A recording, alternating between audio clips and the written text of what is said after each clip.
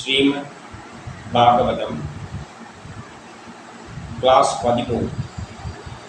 നമ്മളിന്ന് 13ാമത്തെ അധ്യായമായി സ്കന്ധം 1 വിദുരോപദേശത്താൽ ധൃതരാഷ്ട്രർ വനവാസത്തിന് യാത്ര തിരിക്കുകയാണ്. അപ്പം ഇതിലൂടെ ഈ ഒരു ധൃതരാഷ്ട്രർ ഇതിലൂടെ സന്യാസത്തിലേക്ക് തിരിയുന്നവരുടെ കാര്യമാണ് പറയുന്നത്.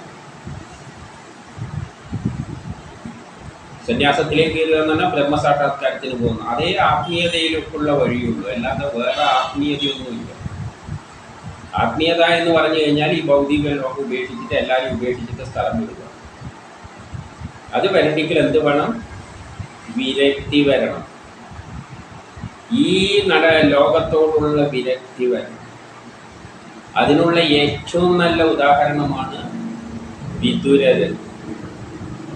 വിദുരര് സത്യവും ധർമ്മവും തിരിച്ചറിയാൻ കഴിവുള്ള വ്യക്തിയാണ്, ദീർഘവീക്ഷണമുള്ള വ്യക്തിയാണ്. ഇപ്പം നാട്ടിൽ നടക്കുന്ന അധർമ്മങ്ങളെല്ലാം കണ്ടിട്ട് കുറച്ചെല്ലാം നന്നാക്കാനെല്ലാം പറഞ്ഞു നോക്കി. കുരുടനായ രാജാവോട് കുറച്ച് പറഞ്ഞ് നന്നാക്കാനെല്ലാം നോക്കി.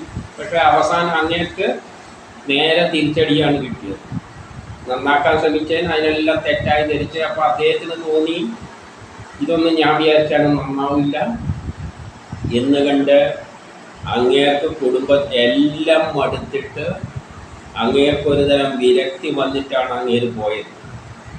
അപ്പം ചിലർക്ക് വിരക്തി വരും, അത് യുക്തിവാദികൾക്കും വരാം. യുക്തിവാദികൾക്ക് പ്രവർത്തിച്ച് ജനമൊന്നും ശരിയാകുന്നില്ല, അല്ല കൂടുതൽ ആൾ മറ്റേലേക്ക് പോവുകയാണല്ലോ എന്ന് കാണുമ്പോൾ അവസാനം വയസ്സാം കാലത്ത് നിരാശ വരും. പിന്നെ അവർ ചിലപ്പോൾ എല്ലാം വിട്ടെറിഞ്ഞ് ബ്രഹ്മസാക്ഷാത്കാരത്തിലേക്ക് പോകും. ഈ ലോകമായിട്ടുള്ള ബന്ധം തന്നെ മനസ്സിലായി ഇതൊന്നും നടക്കുന്ന കാര്യമില്ല എന്ന് വിരക്തി വരുന്നവരാണ് സന്യാസത്തിലേക്ക് പോവുക. വിരക്തി 2 തരത്തിൽ വരാം.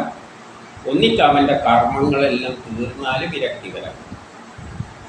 യുക്തിവാദികൾക്ക് വരുന്ന വിരക്തിക്ക് താൽക്കാലികമാണ്. ചിലപ്പോൾ അടുത്ത ജന്മത്തിൽ യുക്തിവാദം പറയാനുണ്ടെങ്കിൽ അടുത്ത ജന്മത്തിലും ജനിപ്പിച്ചിട്ട് യുക്തിവാദം പറയിപ്പിക്കും.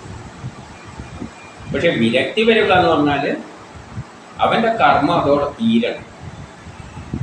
ഇനിയുള്ള ജന്മത്തിലൊന്നും ഒരു കർമ്മമില്ലെങ്കിൽ മാത്രമാണ് അവനിൽ ആഗ്രഹം ഇല്ലാതാക്കുക.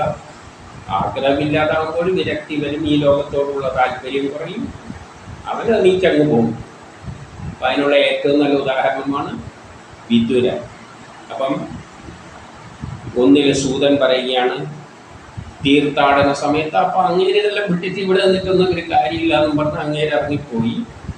വിദുര മൈത്രേയനിൽ നിന്നും അങ്ങനെ പോകുമ്പോഴാണ് ഒരു മൈത്രേയനിൽ നിന്നും ബ്രഹ്മതത്വം മനസ്സിലാക്കുകയും അപ്പം മൈത്രേയൻ്റെ പരം കൂടി മൈത്രേയനുള്ള കാര്യങ്ങളെല്ലാം ബ്രഹ്മതത്വം എല്ലാം പറഞ്ഞു കൊടുത്തു. ബ്രഹ്മതത്വം എന്ന് പറയുമ്പോൾ എന്തെല്ലാം ഉണ്ട്? എല്ലാം ബ്രഹ്മമായി മാറിയത്, ബ്രഹ്മമാണ് ഇതെല്ലാമായി മാറിയത്. ഈ ഭൗതിക ലോകമെല്ലാം ബ്രഹ്മത്തിൻ്റെ പരിപാടിയാണ്. അതുമെല്ലാം പറഞ്ഞു കൊടുക്കുമല്ലോ. ഭൗതികവും പറഞ്ഞു കൊടുക്കും, ഇതെല്ലാം മായയാണ് എന്നുള്ള കാര്യവും പറഞ്ഞു കൊടുക്കും. അപ്പം സന്യാസത്തിലേക്കുള്ളതും പറയും. ഇതിലൊന്നും കാര്യമില്ല, ഇതെല്ലാം ബ്രഹ്മം ജയിപ്പിക്കുന്നതാണ്, പിന്നെ കർമ്മം തീർന്നവന് ഇങ്ങോട്ട് പോകാനുള്ള വഴിയുണ്ടെന്ന് പറയുമ്പോൾ മനസ്സിലാക്കുകയും അതിനുശേഷം ഹസ്തിനപുരത്തിലെത്തി തിരിച്ചുവിടെ വന്നു. എന്നിട്ട് 2 പറയുന്നു മൈത്രേയനിൽ നിന്നും അറിഞ്ഞതിൽ ശ്രീകൃഷ്ണ സംബന്ധമായത് മാത്രം അദ്ദേഹം സ്വീകരിച്ചു. അദ്ദേഹം ഏതേ സ്വീകരിച്ചുള്ളൂ? ബ്രഹ്മസാക്ഷാത്കാരം. അങ്ങേക്ക് ഇതെല്ലാം മതിയായതാണ്. അങ്ങേക്ക് ഇനി ഭൗതിക ലോകത്തിലൊന്നും ഒരു താല്പര്യമില്ലായിട്ട് ശ്രീകൃഷ്ണൻ്റെ സംബന്ധമായ കാര്യങ്ങൾ മാത്രം സ്വീകരിച്ചു. ഇനി 3 മുതൽ 6 വരെ പറയുന്നു അവിടെ ധർമ്മപുത്രരുടെ അനുജന്മാരോടും ധൃതരാഷ്ട്രർ യുത്സു എല്ലാം അവിടെ ഉണ്ട്. കാരണം ധൃതരാഷ്ട്രക്ക് വേശ്യയിലുണ്ട്. അവിടെ അങ്ങനത്തെ വ്യത്യാസങ്ങളൊന്നുമില്ല, എല്ലാവരും ചേർന്നതാണ് ആ സമൂഹം. പിന്നെ സഞ്ജയനുണ്ട്, കൃപാചാര്യരുണ്ട്, കുന്തിയുണ്ട്, ഗാന്ധാരിയുണ്ട്, പിന്നെ സുഭദ്രയുണ്ട്, ഉത്തരേന്ത്യയിലെല്ലാം ഉള്ളവരെല്ലാവരും ഉണ്ടല്ലോ. ഇനിയിപ്പോൾ എടുത്തു പറയേണ്ട കാര്യമില്ല. അവരെല്ലാവരും അവയവങ്ങൾ മൂർച്ച വിട്ട ശേഷം അതായത് ശരീരത്തിലൊരു പിണ്ടം കിടക്കുകയാണ്. ശരീരത്തിൻ്റെ ആ ഒരു ശരീരത്തിൽ നിന്നാണല്ലോ വിചാരങ്ങളെല്ലാം ഉണ്ടാകുന്നത്, മനസ്സുമെല്ലായിട്ട്. അതെല്ലാം വിട്ട് പിന്നെ ഒരു ചടങ്ങുമാരി അങ്ങനെ ജീവിച്ചു പോവുകയാണ്, ഒരു പ്രതിമ കണക്കെ. അങ്ങനെ ശരീരത്തിൻ്റെ മൂർച്ചയെല്ലാം വിട്ട ശേഷം പെട്ടെന്ന് ഉണർന്നിട്ട് ഇത് കേട്ടപ്പോഴാണ് വിതുരർ വന്നു കേട്ടപ്പോൾ ആദ്യം ഒരു എല്ലാത്തിനും ഒരു ഉത്തേജനം ഉണ്ടാകാം. കാരണം അത്രയും വേണ്ടപ്പെട്ട ഒരു വ്യക്തിയാണ്. ഈ വ്യക്തിനെയാണ് ആട്ടി ഓടിച്ചത് സംഭവത്തിൽ. കാരണം അത്രയും നീതിമാനായ വ്യക്തികൾ അത് കേട്ടപ്പാട് തന്നെ ഇവർ ആരും ഗാന്ധാരി എല്ലാമാണ്. എല്ലാവരും ഞെട്ടി. അവർക്ക് പിന്നെ ഒരു ഉത്സാഹം വന്നു. കാരണം നഷ്ടപ്പെട്ട ഒരു നല്ലൊരു വ്യക്തിനെയാണ് കിട്ടുന്നത്. ഇവരെയാണ് ആർക്ക് ധൃതരാഷ്ട്രക്കടക്കം എന്ന് ചിന്തിക്കണം. അപ്പം നല്ല ആൾക്കാരെല്ലാം തടഞ്ഞു ഒരുമാതിരിയാക്കിയിട്ട് അവർക്ക് വിരക്തി വന്ന് പോയ കക്ഷി തിരിച്ചു വരുമ്പോൾ ഇവർക്കെല്ലാം ഉത്തേജനം കിട്ടുകയാണ്. ഉണർന്നവനെ പോലെ സന്തോഷത്തോട് എതിരേറ്റു. അവരെല്ലാം പോയി ഓടിപ്പിടിച്ച് എതിരേറ്റു. എന്തെല്ലാം ചെയ്തു? ആലിംഗനം ചെയ്തു, അഭിവാദനം ചെയ്തു. വിയോഗ ദുഃഖത്താലുള്ള കണ്ണീരെല്ലാം വെമ്പലെല്ലാം അവിടെ കാണാമായിരുന്നു. സ്നേഹവായ്പ മുഴുവൻ കണ്ണീരൊടുക്കുക. വിദുഷണൻ എന്ത് ചെയ്തു? അദ്ദേഹത്തെ പിടിച്ച സ്ഥലത്തെല്ലാം പിടിച്ചിരുത്തി ഇത്തേണ്ട സ്ഥലത്ത് എന്നിട്ട് പൂജിച്ചു. എന്നിട്ട് 7 ഭോജനം കഴിക്കാൻ പറഞ്ഞ് സംസാരിക്കാനൊന്നും പറ്റില്ല. കാരനെല്ലാം ശ്രമിച്ചത്. കാരണം കുറേ തീർത്ഥാടനെല്ലാം കഴിഞ്ഞിട്ട് വന്നതല്ല. അപ്പം ഭോജനമെല്ലാം കഴിപ്പിച്ച് അതിനുശേഷം വിശ്രമിക്കാൻ പറ്റിയിട്ട് അതിനുശേഷം സുഖമായിരിക്കുന്ന അവസ്ഥയിൽ വിതുരരോട് യുധിഷ്ഠിരൻ വിനയത്തോടുകൂടി, സ്വന്തക്കാരെല്ലാം കേട്ടുകൊണ്ടിരിക്കുന്നുണ്ട്, അവർക്കെല്ലാം കേൾക്കത്തക്കണം, എല്ലാവർക്കും കേൾക്കാൻ ആഗ്രഹം ഉണ്ടാവുമല്ലോ. അപ്പോൾ അവരോട് ചോദിച്ചു. അവരെല്ലാം കേൾക്കത്തക്കണം തന്നെ വിതുരരോട് ചോദിച്ചു. 8 അങ്ങയുടെ ചിറകിൻ തണലിൽ വളർന്നവരായ ഞങ്ങളെ ഓർമ്മയില്ലേ? നമ്മളെയൊന്നും ഓർമ്മയില്ലേ? അങ്ങയുടെ ചിറകിൻ്റെ കീഴിലാണ് നമ്മൾ. കാരണം വിതുരരായിരുന്നു ഇവർക്കൊരു എല്ലാ കാലത്തിലും ഒരു സംരക്ഷണം രഹസ്യമായിട്ടെല്ലാം ചെയ്തു കൊടുത്തിട്ടുണ്ട്. ഈ വിതുരരാരാണെന്ന് മനസ്സിലാക്കണം. അംബാലികൻ്റെ എല്ലാം കഥ വരുന്നിടത്ത് ഈ വേദവ്യാസന്റെ അടുത്ത് ഭാര്യമാർക്കൊന്നും ചെല്ലാൻ പറ്റാത്തപ്പോൾ, കാരണം ഭയങ്കരം ആ തേജസ് കൊണ്ട് അങ്ങോട്ട് ചെല്ലാൻ പറ്റുന്നില്ല. ഒരുത്തി കണ്ണടച്ചുകൊണ്ടാണ് കുരുടനായ ധൃതരാഷ്ട്രം ഉണ്ടായത്. വേറൊരുത്തി വളറിപ്പോയോണ്ടാണ് ഈ വളറിയ പാണ്ഡവരുണ്ടായത്. പിന്നെ ചെന്നപ്പോഴാണ് വേദവ്യാസന്റെ അടുത്ത് ഇവർക്ക് ചെല്ലാൻ പറ്റില്ല. പിന്നെ ഒരു തോടിയിനെ വിട്ടു കൊടുത്തു. അത് തൊഴിലാളിയാണ്, തൊഴിലാളി വർഗമാണ്. അവര് ചെന്നപ്പോൾ അവർക്ക് പിന്നെ വേറെ കൂട്ടൊന്നുമില്ല. അതിൽ നിന്നുണ്ടായതാണ് ആര്? വിതുരര്. അപ്പൊ ഒരു തൊഴിലാളി വർഗത്തിന്റെ പ്രതിനിധിയാണ്. അതുകൊണ്ട് അവർക്കുണ്ട് ഈ പാണ്ഡവരോട് സഹാനുഭൂതിയുണ്ട്. പാണ്ഡവരുടെ എല്ലാ കഷ്ടത്തിലും ഒളിഞ്ഞും തെളിഞ്ഞും സംരക്ഷിക്കുന്നത് അവരാണ്. ഇതിനെല്ലാം വേറെ പല മീനിങ്ങുകളുണ്ട്. പക്ഷേ ആ മീനിങ്ങിലെല്ലാം ഉൾക്കൊള്ളാൻ പറ്റുന്നവര് എത്രയുണ്ടെന്ന് അറിയില്ല. അപ്പോൾ അങ്ങനെയുള്ള വിതുരരാണ്. അവരുടെ ചിറകിലാണ് ഈ പാണ്ഡവര്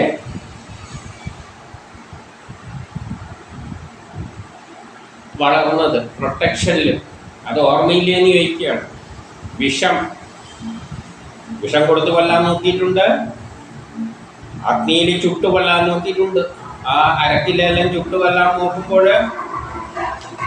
അതിനുള്ള വഴികളെല്ലാം രഹസ്യമായി ഉണ്ടാക്കിക്കൊടുത്ത കക്ഷിയാണ് ആര്? വിതുരര്, രക്ഷപ്പെടാനുള്ള.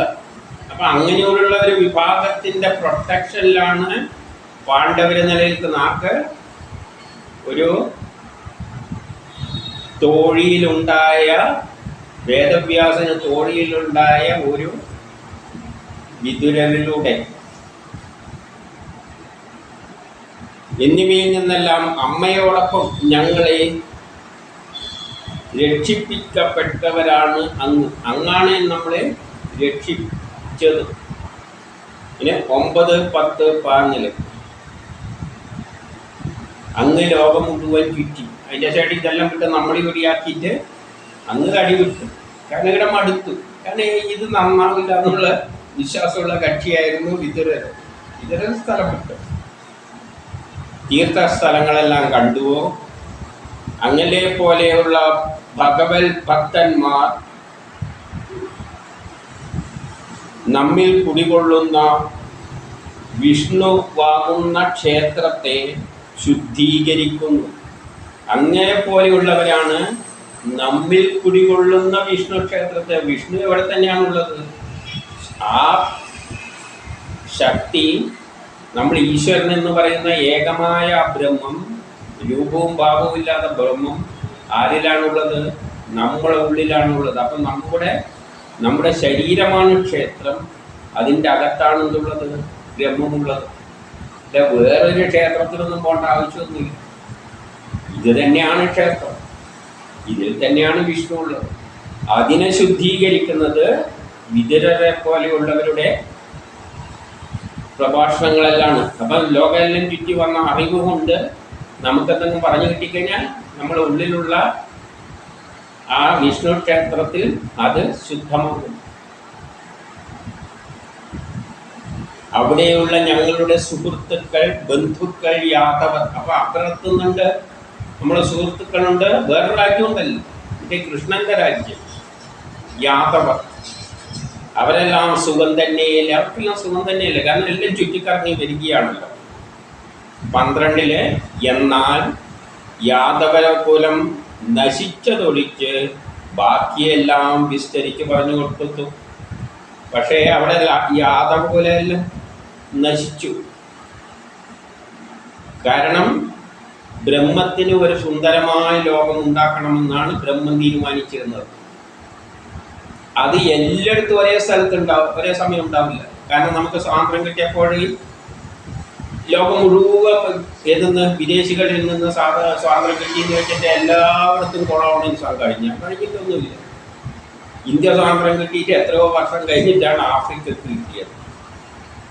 അതുകൊണ്ട് കൊളോണിസം കഴിഞ്ഞെന്ന് വെച്ചിട്ട് അതിനൊന്നും കാര്യമൊന്നുമില്ല. അത് കിട്ടുന്ന പല സമയത്തായിട്ടായിരിക്കും.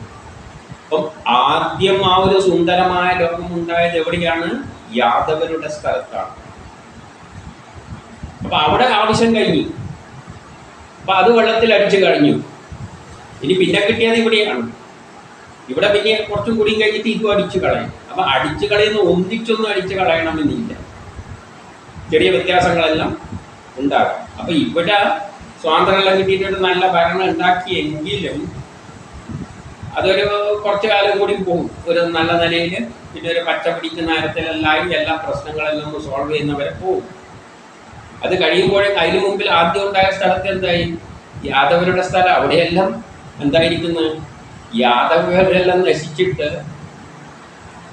അതുമാത്രം ഇങ്ങേര് പറഞ്ഞില്ല. എന്തുകൊണ്ട് പറഞ്ഞില്ല? 13 ദുഃഖമുളവായവരെ കാണുവാൻ, വല്ലവരും ദുഃഖിക്കുന്നത് കാണുവാൻ കഴിയാത്തവർ അത്തരം ദുഃഖകരമായ കാര്യങ്ങൾ പറയാറില്ലല്ലോ.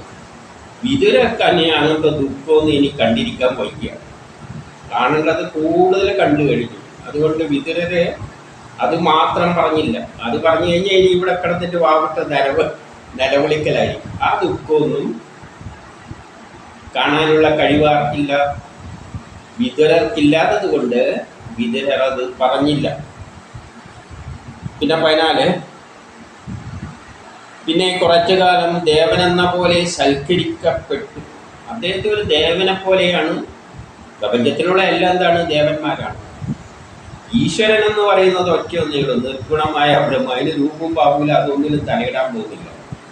പിന്നെ ദേവന്മാരെന്ന് പറഞ്ഞാൽ കല്ലും മണ്ണും നമ്മളും എല്ലാം ബ്രഹ്മം എന്തെല്ലാമായിട്ട് മാറിയിട്ടുണ്ടോ അതെല്ലാം ദേവന്മാരാണ്. അങ്ങനെ ഏറ്റവും നല്ലൊരു ദേവനാണ് ആര്? വിതുരര്. അപ്പം വിതുരരെ ഒരു ദേവനെ പോലെ സൽക്കരിച്ചുകൊണ്ട് അവിടെ കഴിഞ്ഞു. എല്ലാവർക്കും സന്തോഷം ജനിച്ചു. അപ്പോൾ ഇങ്ങനെ ഒരു വിതുരർ വന്നുകൊണ്ട് എല്ലാവർക്കും സന്തോഷം ജനിച്ചു. ജ്യേഷ്ഠ സഹോദരന് ശ്രേയസ് ഉണ്ടാവുന്ന കാര്യങ്ങൾ പറഞ്ഞു കഴിഞ്ഞു. ജ്യേഷ്ഠ സഹോദരനായതുകൊണ്ട് ധൃതരാഷ്ട്രടുത്ത് ചെന്നിട്ട് അടുത്തിരുന്നിട്ട് അദ്ദേഹത്തിന് ശ്രേയസ്കരമായ കാര്യങ്ങൾ പറഞ്ഞു കൊടുത്തു. വയസ്സാം കാലത്ത് എന്താണ് ശ്രേയസ്കരമായ കാര്യം? എല്ലാം വിട്ടിട്ട് സന്യസിക്കാൻ പോവുക. അതാ വേദം ഉപദേശിക്കുന്നത്. വയസ്സാം കാലത്ത് വീട്ടിൽ നിന്നേക്കരുത്, സ്ഥലം വിടുന്നതാണ് നല്ലത്.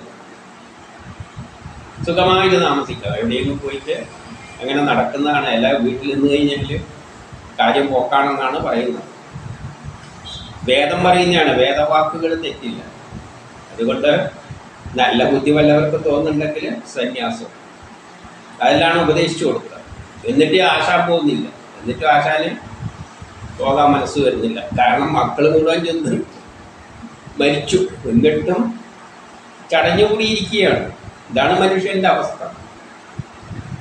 അപ്പം അതെല്ലാം ഉപദേശിച്ചു നോക്കി. എന്നിട്ട് 15 അപ്പം വേറൊരു സംശയം ചോദിക്കുക. അതിനെല്ലാം വേദവ്യാസ ഉത്തരം പറയും. ശൂദ്രനായ വിതുര തത്വോപദേശം നൽകിയതിന് കാരണം പറയുന്നു. ശൂദ്രനാണ്, കാരണം ഒരു വേലക്കാരിയിൽ ഉണ്ടായതാണ്. വേലക്കാരിയിലുണ്ടായ ശൂദ്രന് എങ്ങനെയാണ് ധൃതരാഷ്ട്രർക്ക് പറഞ്ഞു കൊടുക്കുക? അത് ഉപദേശിക്കാൻ പാടുണ്ടോ എന്നുള്ള അതിനുള്ള കാര്യമാണ് പറയുന്നത്. പക്ഷെ വേദം തന്നെ എന്ത് പറയുന്നുണ്ട്? എല്ലാവരും വേദം പഠിക്കുകയും ഏറ്റവും താഴെയുള്ള വല്ലവരും ഉണ്ടെങ്കിൽ അവരും പഠിക്കുകയും പഠിപ്പിക്കുകയും ചെയ്യട്ടെ എന്നാണ് വേദം പഠിപ്പിച്ചു വെച്ചിരിക്കുന്നത്. അല്ലാതെ വേദാരും പഠിക്കണ്ടെന്നല്ല, എല്ലാവരും പഠിക്കണം. ആർക്കെല്ലാം ഒരു സമൂഹത്തിൽ ഏറ്റവും താഴെയുള്ളവരും പഠിക്കണം. എന്തുകൊണ്ടാണത്? ഓരോ ആളെ സൃഷ്ടിക്കുന്നത് ഓരോ കർമ്മത്തിനനുസരിച്ചാണ് സൃഷ്ടിക്കുന്നത്. അല്ലാതെ അതൊന്നും മോശവും നല്ലതായിട്ട് അങ്ങനെ ഒന്നുമില്ല. അത് നേരത്തെ പറഞ്ഞു കഴിഞ്ഞു. ഓരോ ഓരോ ജോലിക്കും ഓരോ തരം ആൾക്കാർ വേണം. പുല്ല് വെട്ടാൻ ആൾ വേണ്ടേ, വീട് വൃത്തിയാക്കാൻ ആൾ വേണ്ടേ, ചികിത്സിക്കാൻ ഡോക്ടർ വേണ്ടേ, വണ്ടി ഓടിക്കാൻ ഡോക്ടർ വേണ്ടേ, അധ്യാപകന്മാർ വേണ്ടേ, എല്ലാ വിഭാഗവും വേണം. എല്ലാത്തിനും പ്രാധാന്യമുണ്ട്. അതുകൊണ്ട് ഓരോ ആവശ്യത്തിന് വേണ്ടി ബ്രഹ്മം തന്നെയാണ് ഇതുവരെ ഉണ്ടാക്കി വെച്ചിരിക്കുന്നത്. ഒരു മാവെടുത്തിട്ട് ചിലപ്പം എന്തുണ്ടാക്കും? തേങ്ങ എടുത്തിട്ട് എന്തുണ്ടാക്കും? പായസം ഉണ്ടാക്കും, കറി ഉണ്ടാക്കും. ഇതെല്ലാത്തിനാണ് നമുക്ക് വേണ്ടിയിട്ട്. ഇതെല്ലാം ഉണ്ടെങ്കിലേ നമുക്ക് ഭക്ഷണം കഴിക്കാൻ പറ്റും. എല്ലാം വേണം. അതുകൊണ്ട് തേങ്ങ കൊണ്ടുണ്ടാക്കുന്ന കറി, ഒരു കറി ഉണ്ടാക്കുന്ന വെജിറ്റബിൾ, മറ്റേത് മാംസം. ചിലവർ മാംസം അയ്യേ തേങ്ങ കൊണ്ടുണ്ടാക്കി മാംസം തെല്ലിപ്പൊടി, അങ്ങനെയൊന്നുമില്ല. ഓരോ ആവശ്യത്തിന് വേണ്ട വേണ്ടവർക്ക് വേണ്ടിയിട്ട് ഉണ്ടാക്കിയിരിക്കുന്നു. അതുകൊണ്ട് അതിൽ ഓരോ ആവശ്യം റിക്വയർമെൻ്റ് അനുസരിച്ചാണ്. ഒരേ വസ്തു കൊണ്ട് തന്നെയാണ് എല്ലാവരെയും സൃഷ്ടിച്ചിരിക്കുന്നത്, ബ്രഹ്മം കൊണ്ട് തന്നെയാണ്. അതാണ് ഇവിടെ പറയാൻ പോകുന്നത്. വിതുരർ എന്തുകൊണ്ടാണ് ധൃതരാഷ്ട്ര ഉപദേശിച്ചത്? കാരണം പണ്ട് അദ്ദേഹം യമധർമ്മ രാജാവായിരുന്നു. പണ്ട് യമധർമ്മ രാജാവായിരുന്നു. ആര്? ഈ വിതുരർ. പണ്ട് ആരോ ഒരു ഋഷി ശപിച്ചുകൊണ്ടാണ് ഈ ജന്മത്തിൽ ഇങ്ങനെ ആയത്. കാരണം ഈ ജന്മത്തിൽ ഈ ജോലിയാവുള്ളത്, അതുകൊണ്ട് ഇങ്ങനെ ജനിപ്പിച്ചു. അടുത്തതിൽ ചിലപ്പോൾ അതിന് മുമ്പിൽ യമധർമ്മനായിരുന്നു. ചിലപ്പം ഈ ഭീഷ്മർ എന്തായിരിക്കും, കഴിഞ്ഞ ധൃതരാഷ്ട്ര എന്തായിരിക്കും? പണ്ടത്തെ ജന്മത്തിൽ ഈ വിതുരർ താടിയായിരിക്കും. അതുകൊണ്ട് ഇതിലൊന്നും ഒരു കാര്യമില്ല. ഓരോ ആവശ്യത്തിന് വേണ്ടി, ഓരോ കാലത്ത് ഓരോ ആവശ്യത്തിന് വേണ്ടി ബ്രഹ്മം തന്നെ ഇങ്ങനെ ഓരോ രൂപത്തിൽ വരുന്നത് എല്ലാം ബ്രഹ്മം തന്നെയാണ്. അതുകൊണ്ട് അതിലൊന്നും കാര്യമില്ല. ഇങ്ങനെ ഉപദേശിക്കണം, കഴിഞ്ഞ ജന്മത്തിലും ആയാൽ മതി. അതുകൊണ്ട് പണ്ട് അദ്ദേഹം യമധർമ്മ രാജാവായിരുന്നു. ഒരു ഋഷിയുടെ ശാപത്താലാണ് ഇങ്ങനെ ജന്മെടുക്കേണ്ടി വന്നത്. അപ്പോൾ യമനായിട്ട് അദ്ദേഹം പോയപ്പോൾ ആര്യമാവായിരുന്നു ആ ജോലി ചെയ്തുകൊണ്ടിരുന്നത്. ഏത്? യമൻ്റെ ജോലി. കാരണം ഇങ്ങോട്ട് വന്നപ്പോൾ ആര്യമാവിനെ പിടിച്ചവിടെ താൽക്കാലിക ചുമതല കൊടുത്തു. എന്നിട്ട് 16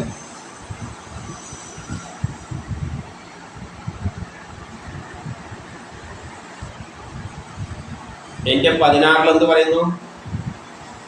അവരെന്ത് ചെയ്തു?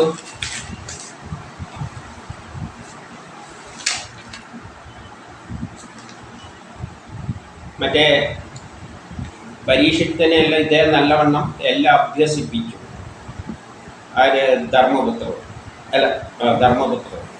യുധിഷ്ഠിര രാജാവ്, ധർമ്മരാജാവ് വംശത്തെ നിലനിർത്തുന്ന പൗത്രനെ കണ്ട് ആ കുട്ടീൻ്റെ വളർച്ചയിലെല്ലാം കണ്ടിട്ട് വളരെ സന്തോഷിച്ചു. ഭയങ്കര, കാരണം വെളുത്ത പക്ഷത്തിലെ ചന്ദ്രൻ ഇങ്ങനെ പൊങ്ങി വരുന്ന വഴി, വികസിച്ച് വരുന്ന വഴിയാണല്ലോ കുട്ടി വളർന്നുകൊണ്ട് വന്നത്. അപ്പം ആ ലോകം പുരോഗമിക്കാൻ തുടങ്ങി.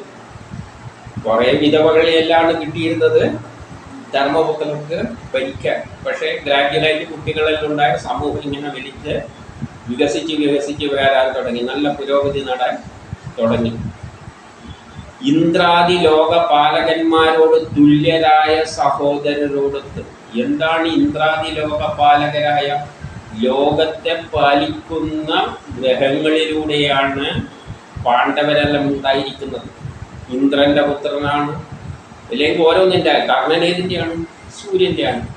അപ്പോൾ ഓരോ ആളെ ജാതകത്തിൽ ഏതൊരു ഫീൽഡിലാണോ ഷൈൻ ചെയ്യേണ്ടത് ആ ഗ്രഹം ഉച്ചമായി നിൽക്കും.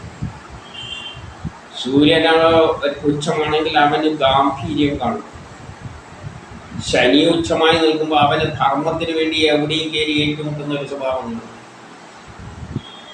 വ്യാഴമാണെങ്കിൽ അവന് നല്ല ചിന്താ പ്രവൃത്തിമാരിയുള്ളത് കാണും. അതേസമയം ശുക്രനാണെങ്കിൽ സുഖഭോഗ വസ്തുക്കളുടെ പിന്നാലെ ഓടാനുള്ള ടെൻഡൻസി കാണും. അപ്പോൾ ആരുടെ മക്കളാണ് യഥാർത്ഥത്തിൽ? അച്ഛൻ്റെയും അമ്മേൻ്റെയും ഒന്നുമല്ല.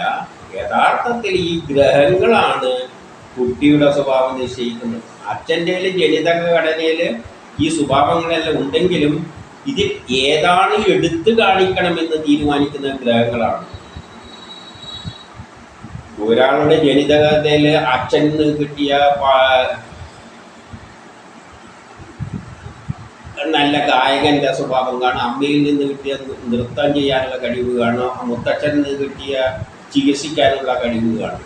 അതിൽ ഏതെടുക്കണം എന്ന് തീരുമാനിക്കുന്ന ഏതാണ്? ഗ്രഹങ്ങളാണ്.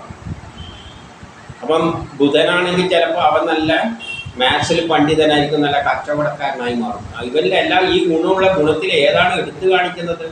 അത് ഗ്രഹമാണ്. അതുകൊണ്ടാണ് വേറെയാളെ മക്കൾ എന്ന് പറഞ്ഞത്.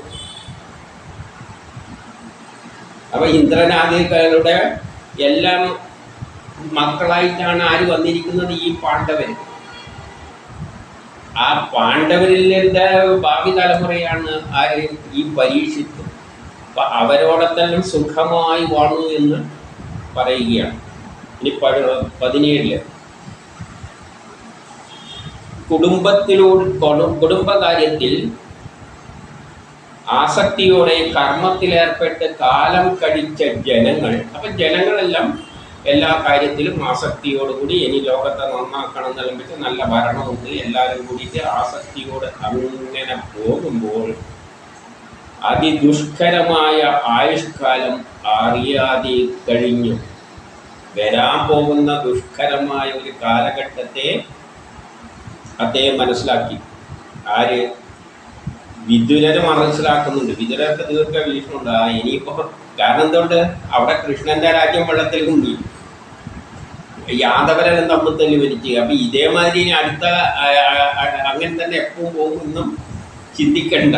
യുദ്ധം കഴിഞ്ഞ് നമുക്കറിയാലോ, ഇവിടെ ഉരുൾപൊട്ടൽ ഉണ്ടായപ്പോൾ എല്ലാവരും വലിയ ഐക്യത്തിലായിരുന്നു. ജാതിയുമില്ല മതവുമില്ല, എല്ലാവരും നല്ല സഹകരിച്ചിട്ടായിരുന്നു. കുറച്ചു കാലം കഴിഞ്ഞ് അതെല്ലാം കഴിഞ്ഞപ്പോൾ പിന്നെ പാര വെക്കുന്നതാണ് കാണുന്നത്. ഒരു സഹകരണവുമില്ല. എങ്ങനെയെല്ലാം പാര വെച്ച് എന്നുള്ള നിലയിലേക്ക് നീങ്ങിയിട്ടുണ്ട്. ഇനി ഞാൻ വിസ്തരിച്ച് പറയണ്ട. അതുപോലെ യാദവരെ നല്ലൊരു ഉണ്ടായി. അത് കാലം കഴിയുമ്പോൾ കൃഷ്ണനും മനസ്സിലായി ഇനി ശരിയാവില്ല. അതുപോലെ ഇവിടെയും ഇവരിപ്പം നല്ല ആത്മാർത്ഥമായിട്ടുള്ള ഒത്തുപിടിച്ച് എല്ലാവരും വലിയ ഇതിൽ പോകുന്നുണ്ട്. കുറച്ചങ്ങോട്ടെത്തുമ്പോൾ ഇനി എന്താ വരാൻ പോകുന്നത്? വലിയൊരു ദുഷ്കരമായ കാലഘട്ടം വരാൻ പോവുകയാണ്. ഇത് ആർക്ക് മനസ്സിലായി? ജനങ്ങളൊന്നും ഇത് അറിയുന്നില്ല.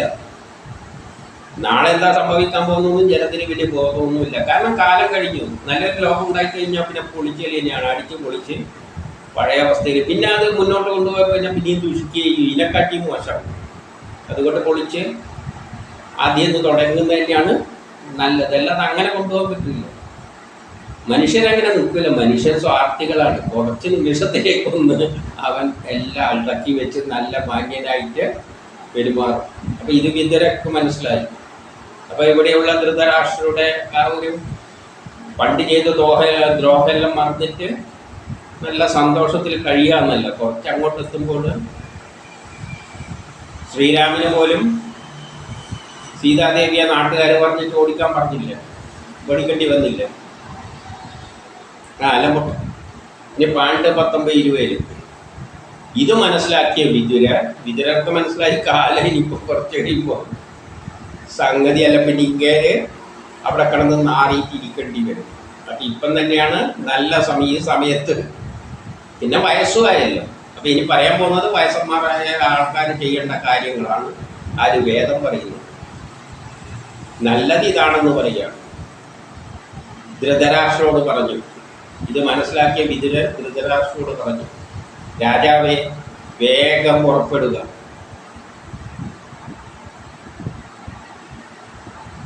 എത്തിക്കഴിഞ്ഞ ഈ ഭയപ്പാടിനെ നോക്ക്. വരാൻ പോകുന്ന ഒരു വലിയ ഭയപ്പെടുന്ന ഒരു കാലമാണ് വരാൻ പോകുന്നത്.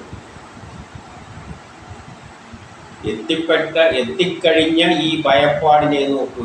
വരാൻ പോകുന്ന ആ ഒരു കാലഘട്ടം. യാതൊന്നും ഈ ലോകത്തിൽ ഒരു തരത്തിലും പ്രതികാരമില്ലയോ? യാതൊന്നിനോട് ഈ ലോകത്തിൽ ഒരു തരത്തിലും പ്രതികാരം ചെയ്യാൻ പറ്റൂല. ഏതോടാണ് പ്രതികാരം ചെയ്യാൻ പറ്റാത്തത്? മരണത്തോട്. മരണത്തോട് നമുക്ക് പ്രതികാരം ചെയ്യാൻ പറ്റില്ല. മരണം വന്ന് നമ്മളെന്ത് ചെയ്തു കഴിഞ്ഞാൽ എന്നാൽ നിന്നെ ശരിയാക്കി തരാമെന്ന് എങ്ങനെ പ്രതികാരം ചെയ്യുന്നത്? യാതൊന്നിന് ഈ ലോകത്തിൽ ഒരു തരത്തിലും പ്രതികാരമില്ലയോ? ആ കാലം വന്നു കഴിഞ്ഞു. അതായത് കാലം അവസാനിക്കാൻ പോവുകയാണ്. ഇനിയിപ്പോൾ കുറച്ച് കഴിയുമ്പോൾ ഇതെല്ലാം ഒരു വഴിക്കാവും. കാലം ഈ ജനതയുടെ പ്രാണങ്ങളെ ഉടൻ വിയോജിപ്പിക്കും. ഈ വരുമ്പോൾ ഈ ജനങ്ങളുടെ എല്ലാം പ്രാണനെ വിയോജിപ്പിക്കുമെന്ന് പറഞ്ഞാൽ എല്ലാത്തിനെയും വിയോജിപ്പിച്ചിട്ട് എന്നിട്ട് എന്ത് പറയുന്നു? മറ്റുള്ള ധനാദികളും വിയോജിക്കപ്പെടും. എല്ലാത്തിനെയും അടിച്ച് തൊലച്ച് ഈ പ്രപഞ്ചത്തെ മുഴുവൻ അടിച്ച് തുലച്ചിട്ട് എവിടെ കൊണ്ടിടും? ബ്രഹ്മത്തിൽ കൊണ്ട് ലയിപ്പിക്കും. അല്ലെ പ്രളയത്തിലൂടെ എല്ലാം നശിപ്പിച്ചു കളയും. കാരണം കുറച്ചു കാലത്തെ ആ മനുഷ്യൻ ആ നല്ലൊരു നിലയിൽ നിൽക്കാൻ പറ്റുള്ളൂ. ഒരു കുടുംബത്തിലെ അംഗത്തെ പോലെ ഏകോദര സഹോദരന്മാരെ പോലെ ജാതി മത ചിന്തയൊന്നുമില്ലാതെ കുറച്ച് കാലം കഴിയാൻ പറ്റുള്ളൂ. അത് അധിക കാലമൊന്നും ഇല്ല. പരീക്ഷത്തിന് തന്നെ എത്ര ദിവസമാണ് വെച്ചു കൊടുത്തിരുന്നത്? കുറച്ചു കാലമല്ലേ ഉള്ളൂ. പിന്നെ ജനമേജയം എന്നെല്ലാം പറഞ്ഞിട്ടങ്ങ് കഥ പറഞ്ഞങ്ങ് പിടിയുക ചെയ്തത്. കുറച്ചു കാലം പരീക്ഷത്തിന് കൊടുത്ത് പിന്നെ ജനമേജയനായെല്ലാം കൂടി ഞങ്ങൾ കളഞ്ഞു. അത് നിശ്ചയിക്കാൻ പറ്റില്ല. കാരണം അത് ഓരോ യുഗങ്ങളിൽ വ്യത്യാസമുണ്ട്. നമ്മൾ നേരത്തെ പറഞ്ഞില്ലേ, കൊളോണിയലിസം കഴിഞ്ഞെന്ന് വെച്ചിട്ട് ഇന്ത്യ കൊളോണിയലിസം കഴിഞ്ഞ മാതിരിയൊന്നും ആഫ്രിക്ക കഴിഞ്ഞിട്ട് അത് കുറേ കാലം കഴിഞ്ഞിട്ടാണ്. നമ്മൾ പുരോഗമിച്ചെന്ന് പറഞ്ഞിട്ട് നമ്മൾ ആദിവാസികൾ ഇപ്പോഴും ആഫ്രിക്കയിലെല്ലാം ചില സ്ഥലത്ത് എങ്ങനെയാണ് ജീവിക്കുന്നത്? ഈ ശാസ്ത്രയുഗത്തിലാണ്. അപ്പം ചെറിയ ചെറിയ വേരിയേഷൻസുകളുണ്ടാകും. അതുകൊണ്ടാണ് പരീക്ഷത്തിൻ്റെ കാലഘട്ടം എന്നും പിന്നെ ഒരു ജനമേ ജയെന്നെല്ലാം പറഞ്ഞിട്ട് പിന്നെ അങ്ങ് തീർത്ത് പിന്നെ പൊളിച്ചിട്ട് ആദ്യം തുടങ്ങലാണ് കൃതയുഗം ത്രേതായുഗം. ഇതിനു വേണ്ടി ഈ ഒരു കുറച്ച് കാലഘട്ടത്തിൽ നല്ലൊരു മനുഷ്യരെ ഉണ്ടാക്കാൻ വേണ്ടിയിട്ടാണ് ബ്രഹ്മവിധി ചെയ്യുന്നത്. എന്തിനാ ചോദിച്ചെന്ന് വെച്ചാൽ വേദവ്യാസന്മാർ അതിനെപ്പറ്റി പൂർണ്ണമായിട്ടൊന്നും ആ ബ്രഹ്മത്തെ പറ്റിയൊന്നും എനിക്കും പറയാൻ പറ്റില്ല. കാരണം എന്താ, അതിൻ്റെ ലീലകളെയൊന്നും നമുക്ക് വ്യാഖ്യാനിക്കാൻ പറ്റില്ല. അതങ്ങനെയാണ്. എന്നിട്ടോ മറ്റ് ധനാദികളും, അതായത് എല്ലാ വസ്തുക്കളും, ജീവനുള്ളതും ജീവനെ ഇല്ലാത്തമായ എല്ലാ വസ്തുക്കളും വിയോജിക്കപ്പെടും. വിയോജിക്കുക എന്ന് പറഞ്ഞാൽ ആറ്റങ്ങൾ കൂടിച്ചേർന്നിട്ടാണ് ഈ വലിയ നമ്മളെ ജനിതകഘടനയെല്ലാം ഉണ്ടായത്. വിയോജിക്കുന്ന ഇനിയെല്ലാം പൊട്ടിച്ച് ആറ്റങ്ങളാക്കി പിന്നെ ആറ്റമാകും, ഇലക്ട്രോൺ ആകും, പ്രോട്ടോൺ ആകും, പിന്നെ അഗ്നിയായിട്ട് മാറും, ഊർജ്ജമായിട്ട് മാറും, പിന്നെ പോയി ബ്രഹ്മത്തിൽ പോയി ലയിക്കും. അതാണ് ആകാശത്ത് കാണുന്ന നക്ഷത്രങ്ങൾ കത്തിയെരിഞ്ഞ് കാണുന്ന ബ്ലാക്ക് ഹോൾ. അതിന് സമാനം. എന്നിട്ട് 21 പണ്ടേത്തിനെല്ലാം പറഞ്ഞ് എന്നാലും വിരക്തി വന്നില്ലെങ്കിൽ വേണ്ട, എന്നാലും നോക്കാം, ചിലപ്പോൾ കുറച്ചു കാലം കൂടി ഇത് വെക്കുന്നത് കൊണ്ട് എന്ത് കൂടി ഇട്ട് കൊടുത്തു, കുറച്ചൊന്ന് വിദ്വേഷം, ഈ വിരക്തി വരാൻ വേണ്ടിയുള്ള ഒരു കാര്യം കൂടി ചെയ്തു കൊടുത്തു. അതുകൊണ്ടാണ് വിരക്തി വർദ്ധിപ്പിക്കുക. അപ്പം നമുക്ക് ആത്മീയത്തിലേക്ക് പോകണം, ബ്രഹ്മസാക്ഷാത്കാരം നേടണമെങ്കിൽ നമ്മൾ ആത്മീയ ഗുരുക്കൾ എന്താണ് വിവരിച്ചു കൊടുക്കേണ്ടത്? ഈ ആത്മീയ പ്രഭാഷണങ്ങളില്ലേ, അവർ പറയുന്നില്ലേ ജീവിതത്തിൻ്റെ ലക്ഷ്യം ഇതെല്ലാം മിഥ്യയാണ്, നമുക്ക് ബ്രഹ്മസാക്ഷാത്കാരം നേടണം. അതിന് വിവരിച്ചു കൊടുക്കേണ്ടത് ഇതാണ് വിവരിച്ചു കൊടുക്കേണ്ടത്. അപ്പോഴാണ് വിരക്തി വരിക. എന്താണ് വിതര് പറഞ്ഞു കൊടുക്കുന്നത്? 21 അങ്ങയുടെ പിതാവും രാധാവും സ്നേഹിതന്മാരും പുത്രരും എല്ലാം കൊല്ലപ്പെട്ടു. അങ്ങനെ എല്ലാവരും കൊല്ലപ്പെട്ടു. അങ്ങ് മാത്രം ഇവിടെ വയസ്സായിട്ടിരിക്കുകയാണ്. വയസ്സുമായി ജരയും നരയും ബാധിച്ചു അന്യഗ്രഹത്തിൽ കഴിയുകയാണ്. പണ്ട് രാജാവായിട്ട് ഇരുന്നതാണ്, ഇപ്പം വല്ലവരുടെയും ഗ്രഹത്തിലാണ് കഴിയുന്നത്. എന്നിട്ടോ 22 എന്ന് പറയാം, അയ്യോ കഷ്ടം, ഒരു ജീവിതത്തിലുള്ള മോഹം വലുത് തന്നെ. ഒരു ജീവിക്ക് അന്യഗ്രഹത്തിൽ അടിഞ്ഞുകൂടി നിൽക്കുകയാണ്. ഒരു ജീവിക്ക് ജീവിതത്തിലുള്ള മോഹം വളരെ വലുത് തന്നെ. ആ മോഹം കൊണ്ട് ഭീമൻ കൊണ്ട് തരുന്ന പിണ്ഡത്തെ, ഭീമൻ കൊണ്ട് തരുന്നുണ്ട് തിന്നാൻ വേണ്ടി നല്ല സുഖമായിട്ട് 3 നേരം 5 നേരം എപ്പോൾ കൊണ്ട് കൊടുക്കുന്നുണ്ടാവും സ്നേഹത്തോടുകൂടി. വീട് കാക്കുന്ന പട്ടിയെ പോലെ വാങ്ങിക്കഴിക്കുകയാണ്. ഇപ്പോൾ വിരക്തി ഉണ്ടാക്കാനാണ് ആത്മീയ പ്രഭാഷകര് ശ്രദ്ധിക്കേണ്ടത്. എന്ത് വേണമെന്ന് വെച്ചാൽ ഇങ്ങനത്തെ പ്രഭാഷണങ്ങളാണ് നടത്തി കൊടുക്കേണ്ടത്. എന്തിനാ വീട്ടിൽ ഇങ്ങനെ ചടഞ്ഞു കൂടി ഇത് വിരക്തി ഉണ്ടാക്കണം. അല്ലാതെയൊന്നും ആരും ബ്രഹ്മസാക്ഷാത്കാരത്തിന് പോകുന്നില്ല. കാരണം സാധാരണ ആത്മീയ പ്രഭാഷണത്തിലെല്ലാം ഇരിക്കുന്നവരെ വയസ്സന്മാരാണ്.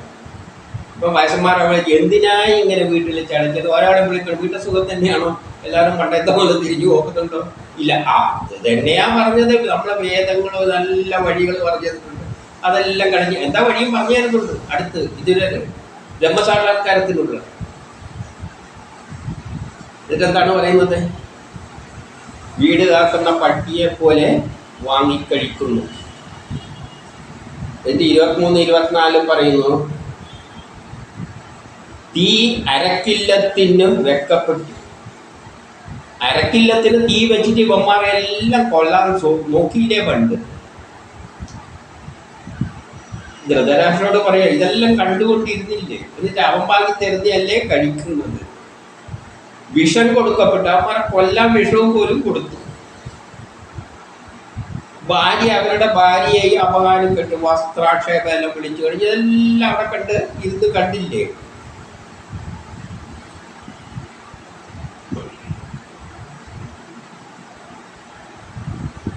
യാദവരുടെ നാടും ധനവും എല്ലാം അപഹരിക്കപ്പെട്ട ആ പാണ്ഡവർക്ക് ആദ്യം സ്ഥലം കൊടുത്തിട്ടില്ല. ഒരു പാറമാരിയുള്ള സ്ഥലമാണ് സ്വത്തായിട്ട് കൊടുത്തത്. പിന്നെ അവരെ പാടുപെട്ട് അവരെ കഴിവുകൊണ്ട്, ബുദ്ധിശക്തി കൊണ്ട്, ശരീരശക്തി കൊണ്ട്, കഴിവ് കൊണ്ട് നല്ലൊരു കൊട്ടാരം പടുത്തു.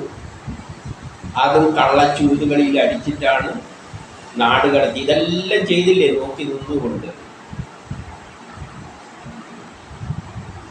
എന്നിട്ടെന്ന് പറയുന്നു, ധനവുമെല്ലാം അപഹരിക്കപ്പെടുകയും ചെയ്തു. എന്നിട്ട് അവർ നൽകുന്ന ഭക്ഷണവും കഴിച്ച് ആത്മരക്ഷയാൽ എന്ത് പ്രയോജനം? എന്നിട്ട് അവരുടെ നിന്ന് ഭക്ഷണം വാങ്ങി കഴിച്ചിട്ട് ഇങ്ങനെ ജീവിക്കാൻ എന്ത് കാര്യം? ഇത്തരത്തിൽ വേണം ഉപദേശിക്കാൻ. അപ്പോഴാണ് അവരിൽ എന്തുണ്ടാവുക? ആത്മീയ പ്രഭാഷണങ്ങളുടെ ബ്രഹ്മസാക്ഷാത്കാരത്തിനുള്ള വിരക്തി ഉണ്ടാവുക. അപ്പോഴാണ് ജീവിത സാഫല്യം ഉണ്ടാവുക. അപ്പോൾ എന്ത് പ്രയോജനം? രോഗത്താൽ ജീർണിച്ചതായ ശരീരം പഴയ പഴംതുണിക്ക് സമാനമാണ്. വരുന്നവർക്ക് വയസ്സായ രോഗിയായിട്ടുള്ള ഒപ്പം പറയും, ഗുരുവേ എൻ്റെ കൈക്കെല്ലാം പോയ ഇത് പഴം തുണിയാണ് ഈ ശരീരം, എന്തിനായി ഇത് വെച്ചും കൊണ്ട് നടക്കുന്നത്? ഈ ശരീരത്തിലൊന്നും ഒരു കാര്യമില്ല. അന്ന് ബ്രഹ്മസാക്ഷാത്കാരത്തിൽ പോകുക എന്നുള്ള തരത്തിൽ വിരക്തി ഉണ്ടാക്കുന്ന തരത്തിൽ എന്ത് ചെയ്യാണ് ഇവിടെ ഭീഷ്മര് ഉപദേശിക്കുകയാണ്. അല്ല, ധൃതരാഷ്ട്രോട് ആരുപദേശിക്കുകയാണ്? ഈ വിതുര. പക്ഷേ ഒന്നുണ്ട്, വേദമാത്ര നിഷ്ഠൂരമൊന്നുമല്ല. ഇങ്ങനെയൊന്നും ആത്മീയ കാര്യങ്ങളിൽ പ്രഭാഷകർ പറയണമെന്ന് ഞാൻ പറഞ്ഞെങ്കിലും വേദം ഒരു കാര്യം പറയുന്നുണ്ട്. സാധാരണ പാവപ്പെട്ട കുടുംബകാര്യങ്ങൾ നോക്കി നിൽക്കുന്നവരെ വിളിച്ചിട്ട് ഇതൊന്നും പറയരുത്. അവർക്കൊന്നും വിധിച്ചതല്ല ഇത്. ഇത് വിധിച്ചതാരാണ്? ഈ ധൃതരാഷ്ട്രർക്ക് ബ്രഹ്മസാക്ഷാത്കാരത്തിനുള്ള യോഗമായി സമയമായി എന്ന് മനസ്സിലാക്കിയത് കൊണ്ടാണ് ഇത് വിദുരർ ഉപദേശിക്കുന്നത്.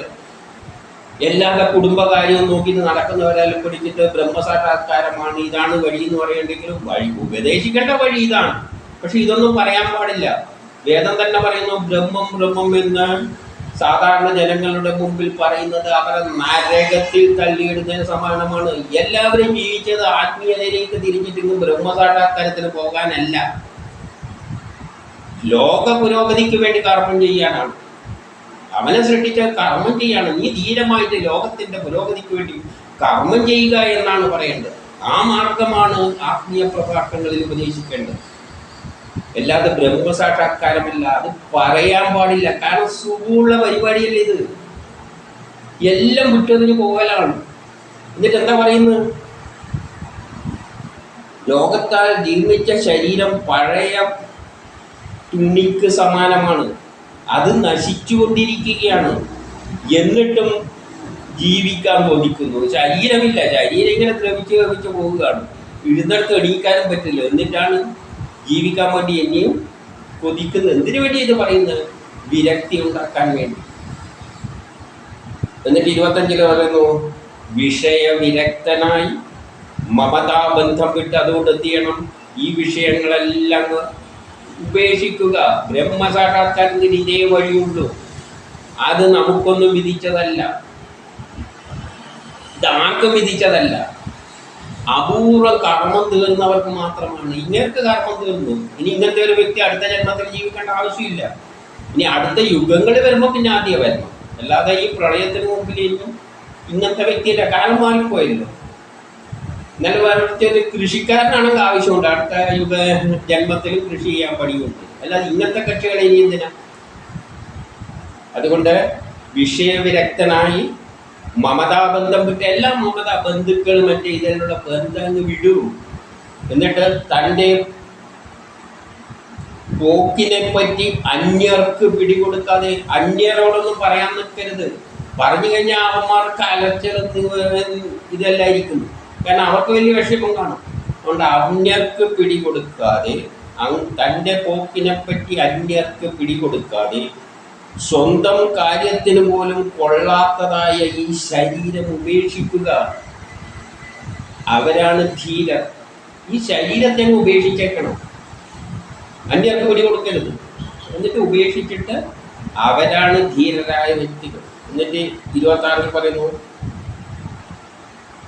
യാതൊരാൾ സ്വപ്രേരണയാലേ അന്യപ്രേരണയാലോ, ആരൊരാള് സ്വന്തം പ്രേരണ സ്വയം ഇങ്ങനെ ചിന്തിക്കുന്നുണ്ടോ, അന്യരുടെ പ്രേരണ കൊണ്ടോ മനക്കരുത്തോടെ, എന്നിട്ട് മനക്കരുത്തോടുകൂടി ശ്രീഹരിയെ ഹൃദയത്തിൽ ചേർത്ത് സന്യസിച്ചിറങ്ങുന്നുവോ, അതാണ് സന്യാസം. ഒന്നിക്ക് സ്വന്തം ഇഷ്ടത്തോടു കൂടി വിരക്തി വന്നിട്ട് പോവുക, അല്ലെങ്കിൽ ഇതേമാതിരി വിതരവുമായി വല്ലതും ഉപദേശിച്ചു കൊടുക്കുമ്പോൾ വിരക്തി ഉണ്ടായിട്ട് നല്ല മനക്കരുത്തുണ്ടെങ്കിലേ പോകാൻ പറ്റുള്ളൂ. ശ്രീഹരിയെ ഹൃദയത്തിൽ പിന്നെ ബ്രഹ്മത്തെ പറ്റി മാത്രം ചിന്തിച്ചുകൊണ്ട് സന്യസിച്ചിറങ്ങുന്നുവോ, ആ പുരുഷൻ അവനത്രേ ശ്രേഷ്ഠൻ. അവനാണ് ഏറ്റവും വലിയ ശ്രേഷ്ഠൻ. അത് ശ്രേഷ്ഠൻ തന്നെയാണ്. പക്ഷെ അതൊന്നും എല്ലാവരോടൊന്നും പറയാൻ പറ്റിയ കാര്യമല്ല. എന്നിട്ട് അടുത്തതിൽ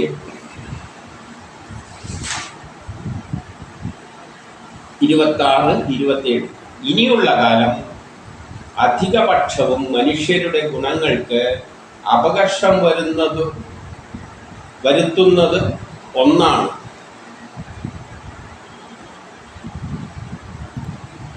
അതായത് ഇനിയുള്ള കാലം, ഇനി വരാൻ പോകുന്ന സമയം. കാരണം ഇതൊക്കെ നമുക്ക് ദൃഷ്ടിയോടുകൂടി മനസ്സിലായി. അധികപക്ഷം എങ്ങനെ തന്നെയായിരിക്കും? മനുഷ്യരുടെ ഗുണങ്ങൾക്ക് അപകർഷം വരും. ഇനിയുള്ള നിങ്ങൾ ഈ പറയുന്ന ബന്ധുക്കളെല്ലാം കുറച്ച് എനിക്ക് അങ്ങോട്ട് എത്തുമ്പോൾ ഈ ഗുണങ്ങളെല്ലാം അവരെ നശിക്കും. കാരണം ഈ കുറച്ച് കാലത്തേക്കുള്ള ആ ഒരു പീരീഡിൽ മാത്രമേ അതുള്ളൂ. അത് കഴിഞ്ഞ് അതിന് പഴയമാതിരി മനുഷ്യരെല്ലാം പഴയ സ്വഭാവത്തിലേക്ക് എത്തും. ഇവരൊന്നും നല്ലയൊന്നുമല്ല, കുറച്ചു കാലത്തേക്ക് നന്നായതാണ്. അതുകൊണ്ടാകും. ആകയാൽ അവരെയൊന്നും നല്ലതായിട്ടൊന്നും കാണേണ്ട ആവശ്യമില്ല, അവനവൻ്റെ കാര്യം നോക്കുക. ആകയാൽ അങ്ങയുടെ സ്വന്തം ജനങ്ങൾ അറിയാത്ത വിധം വടക്കോട്ടേക്ക് നടക്കുക. അതുകൊണ്ട് അവരോടൊന്നും പറയാതെ നേരെ വടക്കോട്ട് കാശിക്ക് വെച്ച് പിടിച്ചു ഹിമാലയത്തിലേക്ക്. ഏതെങ്കിലും ഗുഹയിൽ പോയി അങ്ങ് കഴിഞ്ഞോളൂ. പിന്നെ ഈ ലോകമായിട്ട് ഒരു ബന്ധവും പാടില്ല. ഇതാണ് സന്യാസത്തിലേക്കുള്ള മാർഗം. ഇതാണ് ഉപദേശിക്കേണ്ടത്. ആത്മീയ പ്രഭാഷകര് ഉപദേശിക്കേണ്ട ഇതൊന്നുമല്ല. ഇത് ഉപദേശിക്കേണ്ട ആർക്കാണ്? ഈ വിരക്തി വന്നവർക്കാണ്. അല്ലാതെ ജനത്തെ വിളിച്ചിട്ട് പറയുക, നിങ്ങൾ നിസ്വാർത്ഥമായി പണത്തെ ചിന്തിക്കാതെ, നിങ്ങളുടെ കുടുംബത്തെ ചിന്തിക്കാതെ, നിസ്വാർത്ഥമായിട്ട് ആ ശക്തിക്ക് വേണ്ടി, ലോക പുരോഗതിക്ക് വേണ്ടി കർമ്മം ചെയ്യുക. ഇതാണ് ഉപദേശിക്കേണ്ടത്. ഒന്നും ഇച്ഛിക്കാതെ. ഇതാണ് കൃഷ്ണൻ ഉപദേശിച്ചത്. അതൊന്നും ഉപദേശിക്കില്ല. എന്നിട്ട് പറയുന്നത് എന്താ? പല നാട്ടുകാരങ്ങളും ഈ ചെറിയ സ്കൂളില്, ഇംഗ്ലീഷ് മീഡിയം സ്കൂളില് സാരോപദേശങ്ങളുണ്ടല്ലോ, അതാണ് ഉപദേശിച്ചു കൊടുക്കുക. ഇതൊന്നും വേദങ്ങളിലും ഇല്ല, ഭഗവത്ഗീതയിലും ഇല്ല, ഭാഗവതത്തിലും ഇല്ല. ഇതെല്ലാം എന്തെല്ലോ പറഞ്ഞു വിടുന്നതല്ലാതെ ഇതൊന്നും വേദത്തിൽ, പിന്നെ വേറെ എന്തെല്ലാം അല്ലായിരിക്കും, അതെനിക്കറിയില്ല. പക്ഷെ ഈ വേദങ്ങളിൽ പറയുന്ന രീതി ഇതൊന്നുമല്ല. എന്നിട്ട് 28 ഇത് കേട്ട കണ്ണു കാണാത്ത ധൃതരാഷ്ട്രക്ക് കണ്ണുപോലും ഇല്ല, എന്നിട്ടാണ് പോവാൻ പോകുന്നത്. അതൊന്ന് ആലോചിക്കണം. നമുക്കെല്ലാം കണ്ണുകൊണ്ട് പോവാൻ വഴിയൊന്നും നോക്കിയിട്ട് അറിയാം. ഇത് കണ്ണുമില്ലാത്ത കക്ഷിയാണ് പോവാൻ പോകുന്നത്. ഇത് കേട്ട കണ്ണു കാണാത്ത ധൃതരാഷ്ട്ര സ്വജനങ്ങളുമായുള്ള അടുപ്പത്തെ മനസ്സിൽ നിന്നും മുറിച്ചു കളഞ്ഞു. ജനങ്ങളുമായിട്ടുള്ള മനസ്സിന് അടുപ്പമെല്ലാം മനസ്സിൽ നിന്ന് മുറിച്ചു കളഞ്ഞു. വിരക്തി വന്നു. ബന്ധുക്കളെല്ലാം ആ ബന്ധമെല്ലാം മുറിച്ച് കളഞ്ഞ് അനുജനോടൊപ്പം വിതുരരോടൊപ്പം ഇറങ്ങിയ ഒരൊറ്റ പോക്കാണ്. പിന്നെ പൊടി പോലും കാണില്ല. അതാണ് സന്യാസം. സന്യാസിക്കാൻ പോയാൽ പിന്നെ അയാളെ പൊടി ഈ ലോകത്തിൽ എവിടെയും കാണില്ല. കാരണം വേദവ്യാസന്റെ മോഹൻ പോയപ്പോൾ വേദവ്യാസൻ എന്താണ് ചെയ്തത്? മോനെ മോനെ എന്ന് പിന്നാലെ വിളിച്ചു കിടന്നു. ശിവൻ തന്നെ പറഞ്ഞിട്ടുണ്ടായിരുന്നു, വേദവ്യാസന്റെ അടുത്ത് മോൻ്റെ അടുത്ത് അല്ല, വേദവ്യാസന്റെ മോനെയും കൂട്ടി ശിവന്റെ അടുത്ത് പോയിട്ട് പറഞ്ഞു, ഇവരെ ബ്രഹ്മതത്വം മഹർഷി അത്ര സുഖമുള്ള പരിപാടിയല്ല, നിങ്ങൾക്ക് ഇഷ്ടപ്പെടുന്ന പരിപാടിയൊന്നും അന്ന് സാറിലാന്ന് ഉപദേശിക്കുന്നതാണ്. പിന്നെ അത് കിട്ടിയപ്പോൾ ഇറങ്ങിപ്പോയപ്പോൾ പിന്നെ മോനെ മോനെയെന്നും പിടിച്ച് പിന്നാലെ അടക്കിയായിരുന്നു. മോൻ തിരിഞ്ഞൊന്നും നോക്കില്ല, ചെടികളാണ് സംസാരിച്ചതെന്നാണ് പറഞ്ഞത്. എല്ലാം ചെടികളായിപ്പോയി, അവർ ബ്രഹ്മമായിപ്പോയി. പിന്നെ ആരെല്ലോ അവിടെ നിന്നല്ലോ വിളിച്ചു പറയുന്ന മാതിരി കഥയിൽ ചിത്രീകരിച്ചു. അതുമാതിരി ഇങ്ങനെ എല്ലാവരെയും കൂട്ടിയിട്ട് ആരും കാണാതെ ഒരൊറ്റപ്പോ. പിന്നെ ബന്ധവും മുറിച്ചു. ബന്ധുവില്ലെങ്കിൽ പിന്നെ വിട പറയുന്നത് എന്തിനാണ്? വേദത്തെ ഉപനിഷത്തിൽ പിന്നെയെങ്കിലും പറയുന്നുണ്ട്, അത് എല്ലാ ബന്ധുക്കളെയെല്ലാം വിളിച്ച് സന്യസിക്കാൻ പോകുമ്പോൾ എല്ലാ ബന്ധുക്കളെയെല്ലാം വിളിച്ച് ഞാൻ പോവുകയാണ്, എനിക്ക് വിരക്തി വന്നു, എനിക്ക് ഇവിടെ നിന്നിട്ട് ശരിയാവില്ല, നിങ്ങൾ സമ്മതം തരണമെന്നെല്ലാം പറഞ്ഞ് ഒളിപ്പിച്ചിട്ട് പോകണം എന്നാണ്. ഉടുതുണിയെല്ലാം എടുത്തങ്ങ് വിരിച്ച് കളയാം. തുണി പോലും പണ്ട് എന്ത് ശരീരം തന്നെ കളയാൻ പോവുകയാണ്. പിന്നെ ഈ ശരീരത്തിന് എന്തിന്? അങ്ങനെയാണ് കൊണ്ടത്. ഇതാണ് സന്യാസം. ഇനി 29 വീരപുരുഷന്മാർക്ക് യുദ്ധഭൂമിയിൽ കിട്ടുന്ന പ്രഹരം പോലെ വീരപുരുഷന്മാർക്ക് യുദ്ധഭൂമിയിൽ കിട്ടുന്ന പ്രഹരം. എന്തെങ്കിലും ഒരു മുറിവല്ലേൽക്കുകയാണെങ്കിൽ അതൊക്കെന്താണ്? അഭിമാനമാണ്. പക്ഷേ ശരീരത്തിനൊരു വേദനയുണ്ട്, പക്ഷെ അവരുടെ മനസ്സിനെന്താണ്? അഭിമാനമാണ്. വീരപുരുഷരാണെങ്കിൽ ആരടുത്തുന്നല്ലോ കൊത്ത് കൊണ്ടിച്ച് ചാടും. ശരീരത്തിന് ക്ഷീണമാണ്, പക്ഷെ മനസ്സിനെന്താണ്? നല്ലൊരു ഉന്മേഷമാണ്. അതുപോലെ സന്യാസിമാർക്ക് ആത്മീയാനന്ദം ഉളവാക്കുന്നതാണ് ഹിമാലയ പർവ്വതം. ഇപ്പോൾ ഹിമാലയത്തിൽ പോയി ഏകാന്തമായി ഇരിക്കുന്നത് ശരീരത്തിന് കുഴപ്പം തന്നെയാണ്. കാരണം പഠിക്കും, ഒരു സുഖമില്ല, എവിടെ തറയിലെല്ലാം കിടക്കാനാണ് പറയുന്നത്, വല്ല ഗുഹയിലും ചടഞ്ഞു കൂടിയിട്ട് കഴിയാനാണ് അവിടെ. പക്ഷെ അത് ശരീരത്തിന് സുഖമൊന്നുമില്ല. ശരീരത്തെ എന്തുണ്ടാകുന്നതും മനസ്സിനെന്താണ്? നല്ലൊരു ശാന്തിയാണ് ബ്രഹ്മസാക്ഷാത്കാരത്തിന്. ഭർത്താവിനെ പതിവ്രതയും സുശീലവുമായ ഗാന്ധാരിയും അനുഗമിച്ചു. അപ്പം ഗാന്ധാരിക്കും എന്താണ്? സന്യാസത്തിന് സ്ത്രീകൾക്ക് ഒന്നുമല്ല, സ്ത്രീകൾക്കും പോകാം. ഗാന്ധാരിയും പിന്നാലെ പോയിട്ടുണ്ട്. പതിവ്രതയും സുശീലിയുമായ ഗാന്ധാരിയും അവരെ അനുഗമിച്ചിട്ട് പോയി. ഇനി 30 ധർമ്മപുത്ര അഗ്നിഹോത്രം എല്ലാം കഴിഞ്ഞ്, അഗ്നിഹോത്രം കഴിയാന്ന് പറഞ്ഞാൽ ഇവിടെ അഗ്നിനെ പൂജിക്കല്ലേ, രാവിലെ തന്നെ അഗ്നി ഉപയോഗിച്ചിട്ടാണല്ലോ കർമ്മം ചെയ്യുക. ഇതാണ് അഗ്നിഹോത്രം എന്ന് പറഞ്ഞാൽ. രാവിലെ എണീച്ച പല്ല് തേക്കുന്ന പോലെ അഗ്നിഹോത്രമാണ്. ഊർജ്ജമില്ലാതെ, അഗ്നി എന്ന് പറഞ്ഞാൽ ഊർജ്ജമാണ്, ഊർജ്ജമില്ലാതെ എങ്ങനെയാണ് പല്ല് തേക്കുക? അപ്പം പ്രഭാത കർമ്മങ്ങളിൽ എന്തെല്ലാം ചെയ്യേണ്ട കർമ്മങ്ങൾ, താൻ ചെയ്യേണ്ട കർമ്മങ്ങളെല്ലാം അഗ്നിയിലൂടെയാണ് ചെയ്യുന്നത്. അത്രയേ ഉള്ളൂ അഗ്നിഹോത്രത്തിന് അർത്ഥം. അല്ലാതെ ഇഷ്ടിക ഇട്ട് വെച്ചിട്ട് ഇങ്ങനെ. ധർമ്മപുത്രരുടെ അഗ്നിഹോത്രമെല്ലാം കഴിഞ്ഞ് ബ്രാഹ്മണന്മാർക്ക് ഭക്ഷണാദികളെല്ലാം കൊടുത്ത് ദക്ഷിണകളെല്ലാം കൊടുത്ത്, അപ്പോൾ ആരെങ്കിലും എല്ലാം കർമ്മം ചെയ്യാൻ സഹായിച്ചിട്ടുണ്ടെങ്കിൽ അവർക്ക് കൊടുക്കേണ്ടതെല്ലാം പുറത്ത് വിട്ടിട്ട് ഗുരുജനങ്ങളെ വന്ദിക്കുന്നതിന് ഗ്രഹത്തിലേക്ക് എത്തി. ഗുരുജനങ്ങളെ നമ്മളെ ധൃതരാഷ്ട്രീയ ഇവരെയൊക്കെ കാണാൻ വേണ്ടിയിട്ട്, പിന്നെ അനിയനും ഉണ്ടല്ലോ, വിദുരനും ഉണ്ടല്ലോ, ചാടിപ്പൊടിച്ച് വന്നു ഇവിടെ കാണാൻ വേണ്ടിയിട്ട്.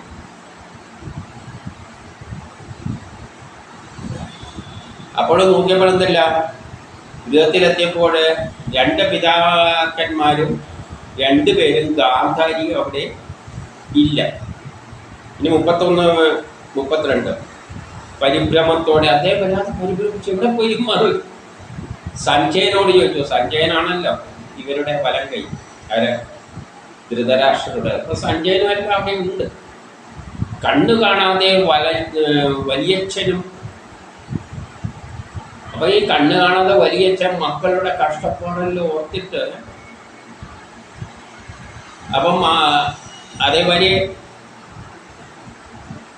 ഇളയമ്മയും അല്ല, ഹനിക്കപ്പെട്ട കണ്ണു കാണാത്ത വലിയച്ഛനും ഹനിക്കപ്പെട്ട മക്കളെ ഓർത്തിട്ട് ഉള്ള അമ്മയും ഇഷ്ടപ്പെട്ട ഇളയച്ഛനും എല്ലാം ഇവിടെ. എൻ്റെ ഇഷ്ടപ്പെട്ട ഇളയച്ഛനുണ്ടായിരുന്നു. ആദ്യം ധൃതരാഷ്ട്രം തന്നെയാണ് പറയുന്നത്. കണ്ണ് കാണാതെ അങ്ങേരെല്ലാം ദുഃഖത്തോടു കൂടി, പിന്നെ മക്കളെല്ലാം നഷ്ടപ്പെട്ട ദുഃഖിച്ചിരിക്കുന്ന ആരുണ്ട്? അമ്മയും ഉണ്ട്.